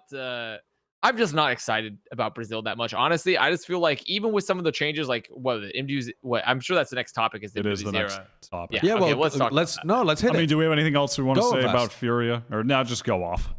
Oh, just off, go off. I mean, King. Just go Furia, off. I think they look good, but their opponents did not look that amazing. Like, Gamelanders played all right, but it's the same problem I have with Brazil in general, in that, like, the region looks all right. They have, like, good mechanics within the region, and they have yet to make me prove anything ever in the international stage to where I can be excited about them in champs. Like, I just can't get excited about the region. I simply can't. I could be there, and like if the Japan team pops the fuck off or an SEA team, I'd be like, oh fuck yeah, they might actually go do something at champs. You know, like Brazil does something. If Brazil, some guy drops 100 frags in a match, I'm like, fuck it. Like, let's see if he does it in international competition. Like, you know, like I have no clue like what's gonna go on there. But for I mean, and then there's the Mwzera moving away to Vivo Keyd. And who did he replace? I don't remember who he replaced. NTK. NTK. Sova player. I think that is. Have we seen Zera play a lot of Sova before? Nope. The closest thing played to it was Sky. And his Sky was not good. Yeah, I don't give a shit then. Yeah, I don't care about this. I mean, yeah, I mean, no, honestly, I mean, like, it's an exciting move, but like, how much? I just can't get excited about this region. I can't. We spent too long just talking about it, being like, guys, Brazil's the truth. Brazilians coming in here just fucking going crazy. We have Gut Zera fucking spamming shit. I'm just tired. I'm tired of it. I want to see them do the champs. I need to see them do the champs. I think they did look decent at the beginning of the game when everyone was bad. Brazil had a really interesting take on how to play the game, and they all the other regions learned, developed, got better. The internal competition pushed them forwards. From every event, they learned something new. Brazil, you can tell what they learned from each event. Like, they learned from Reykjavik, we must play Astra. And then they added that. But it's not the nuance. It feels, when I watch these games, like they're not picking up on the team play aspect. They're not picking up on the tempo shift aspect. They're not picking up on little set play, intuitive, teamwork combos. It's either big, throw your utility site execs, or it's wide swing these motherfuckers, or it's we will do nothing for 40 seconds in the round. I don't know. That's like they're missing. That's the Furia. They're the do nothing. Yeah, they were doing a lot of that, and it was just booming Australs. They were like on Icebox. That's what there were so many rounds where they would just do nothing they would take B main, do nothing, and Australs would just rotate 4 to A, and then the round was just over because they just walk in B. It was a lot of that. But go on, Balla. I was super excited for Furia after Challengers 3, and I know that they made it to the lower finals in that tournament. Yeah, I think they made it to the lower finals, so third. Barely didn't make it to Berlin. I was excited for them back then because the games that I watched about them, they were doing stuff, you know. But the games I watched here, I devalued my Furious talks a little bit because I was prepared. If they had made it to Berlin, I was prepared to say this is the best chance that Brazil has. But they didn't make it, and now they don't. Now they look like they're doing the classic Brazil thing. Outside, they are playing on meta a little bit. They're playing no Sky, which is not as meta, but they're playing Viper Astra in certain situations. Yes. So that's like, okay. I want to ask a question specifically directed to Wyatt here. You've been asking all year for Brazil to make a super team. Is MW2 Vivo Keyd a super team? No. Is that enough of a move? Is that even a good it's move? a step in some kind of direction of is that. It I mean, a forward direction? Yes. I think it is a forward direction. It's not. They didn't slam on the gas. Well, but what I mean by that is here, Josh. I see where you're going here. But what I'm asking is it Here's the thing. I think we don't know how good he is. I think that listen, the window of like prime Mwzera seems to have been closed, but that doesn't mean he's not necessarily still one of the top players in Brazil, just on a team that isn't doing anything. But he hasn't played Sova ever. Well, but he might Doesn't not even that be hurt? playing Sova. Because Mariz played Sova, and he might play Sova, and then he's just going to double duelist with Heat.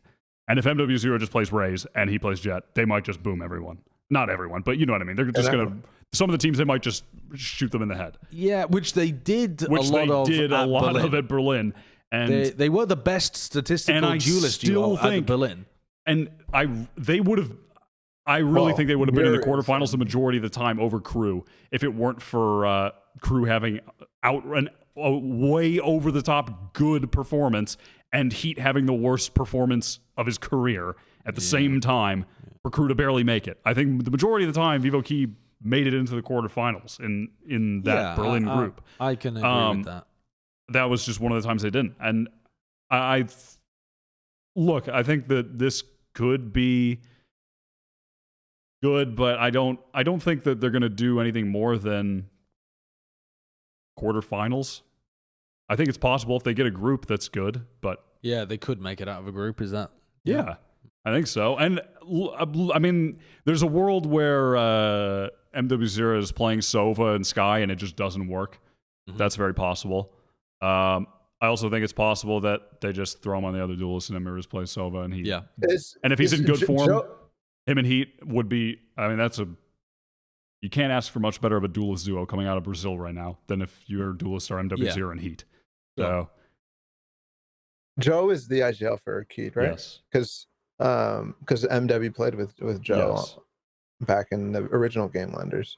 I think Correct? so. Yes. I remember saying that the IGL was Joe and someone trying to correct me when we were doing the co-stream. oh really? But I thought it was Joe too, but who knows? Yeah, we might get corrected by that in the comments, but we think it's Joe. Might be the best way to put it. Okay. We're moving on. We've Yeah, got our let's- most important segment of the week. Balla's ruined the episode, and we're approaching the 2.5 hour mark anyway. So it's time now for Wyatt's Weekly Award. Okay. Fitting. Wyatt's Baseball Weekly one, Award. get it? Skin. This ball is All right, crushed. guys. This ball is What a toast. shot. It's fitting. It's so hard to look back at that too because you have your old hair. You know, you just look so different. I mean, Back that was then, like a year and Yeah. something ago. It was a while that was ago. before Austin ruined you. We've been doing Before you this. moved to Austin for We've been podcasting. podding for a while. Yeah. We've been podding for a long time here. It's got a spider's web on it. It's not been, not Ruined really, the spider's it's not home. been used in a while. What do you do with a trophy? Do you use a trophy? You clearly never had any trophies, Josh. Yeah, I thought, with the amount that it got handed from person to person to person, with a lot of grubby fingers all over these Wyatt Weekly Awards, maybe it'd brush away the cobwebs. Yeah. Who are you giving it to? It's a person, right? I'm giving it Still, to Zappa. Oh. Yeah. I would give it to Leaf, but boring. Boring. We know he's good. He's really He's good. been good. Top 5 SPF 100 player of I all mean, time. he was good. I mean, somehow this is turning into another just more Leaf praise, but like he was crazy on Omen. He was crazy on Raze, Sage. He's Yep. just crazy Yep. on every role. Yep. Anyway, Yep. the awards for Zeppa. Also has Because- nice hair. Has very long Because hair. Zeppa So does Zeppa. hasn't been crazy on a lot of Hasn't been roles for crazy a on long Omen. time. Hasn't been crazy on Sage. Hasn't been Well, he's crazy on pretty Raven. crazy. Long Yeah. have we awaited for him to throw a satchel out of heaven and kill 2 weak 100 Thieves players. Long have we That's still awaited for so the greatest fucking crazy. satchel of 2021, and it's finally here. But Zeppa did have an unbelievable tournament, and I think that on the last 2 days, him flipping the switch and going crazy is really what put C9 over the top. Yeah, and, sure. and allowed them to have such a dominant performance. His Raze was excellent. His KO was really good on the maps where it was really good, and I'm glad that also just as a team they were able to switch when it wasn't the thing, when it wasn't hitting on some of the maps. I think he played. This was the best tournament he's played. Those were the best 2 games, the best couple games of Valorant that he played at the end. And I'm excited now to actually see Cloud9 moving forward. Look how high up the Champions. duo is. I mean, if we just sort by ACS or something here, not from the bottom. Oh, God. Oh, Jesus. Oh, Christ. What I like to do sometimes is sort by ACS and not really look for the first player on the team, but where's the second player on the team, you know? Yeah. And, okay, Leaf's up there, but so is Asna, so is BabyJ. The fact that Zephyr is up there with the best players of other teams and is the second player for Cloud9, that is nuts. And he's the first one to be playing a non-duelist on that list, too. Yeah. Unless, dude, KO's a better Phoenix. He's the other duelist. But yeah, it's going to Zappa because I'm very impressed. Yep. Very impressed. Good player. Very good player. And I've got to be honest, I'm looking forward to us doing a top 20 for champions. And I refuse to be the only person that does it, by the way. I'm not getting roasted again. 20 players? Yeah, I'm not getting roasted again by doing some top 20 list that has a questionable person on it. 3 SMB players on it. whoa. And also having some fucking, some excellent players up there as well. Like my NA1 where I had Leaf up there. Does everyone remember that? Top 5 SPF player, for sure. Top 5 SPF player of How long all was the time. episode? 2.5 hours, just over. Like 2 hours 35. Not bad. That wasn't bad for the amount of content we had in there. Not bad. That was pretty pacey. Well which done, lads. is a ridiculous statement to make about what is, like an audio book, like Connor said earlier. All right, that does it for us, though. Next week, we'll have, I'm sure, a ton more roster moves. What else? We'll have some, like, Champions previews and stuff, and maybe some of the other stuff. An update on the Turkish Valorant money laundering thing, perhaps. We can talk about NIP ideal. more. Yeah, and I'm the sure move to we'll have LATAM. that ESIC report that was going to come out last October. I'm sure that'll be any day now. That'll be coming out. Any day now. All right, well, we'll see you for episode 66. Bye.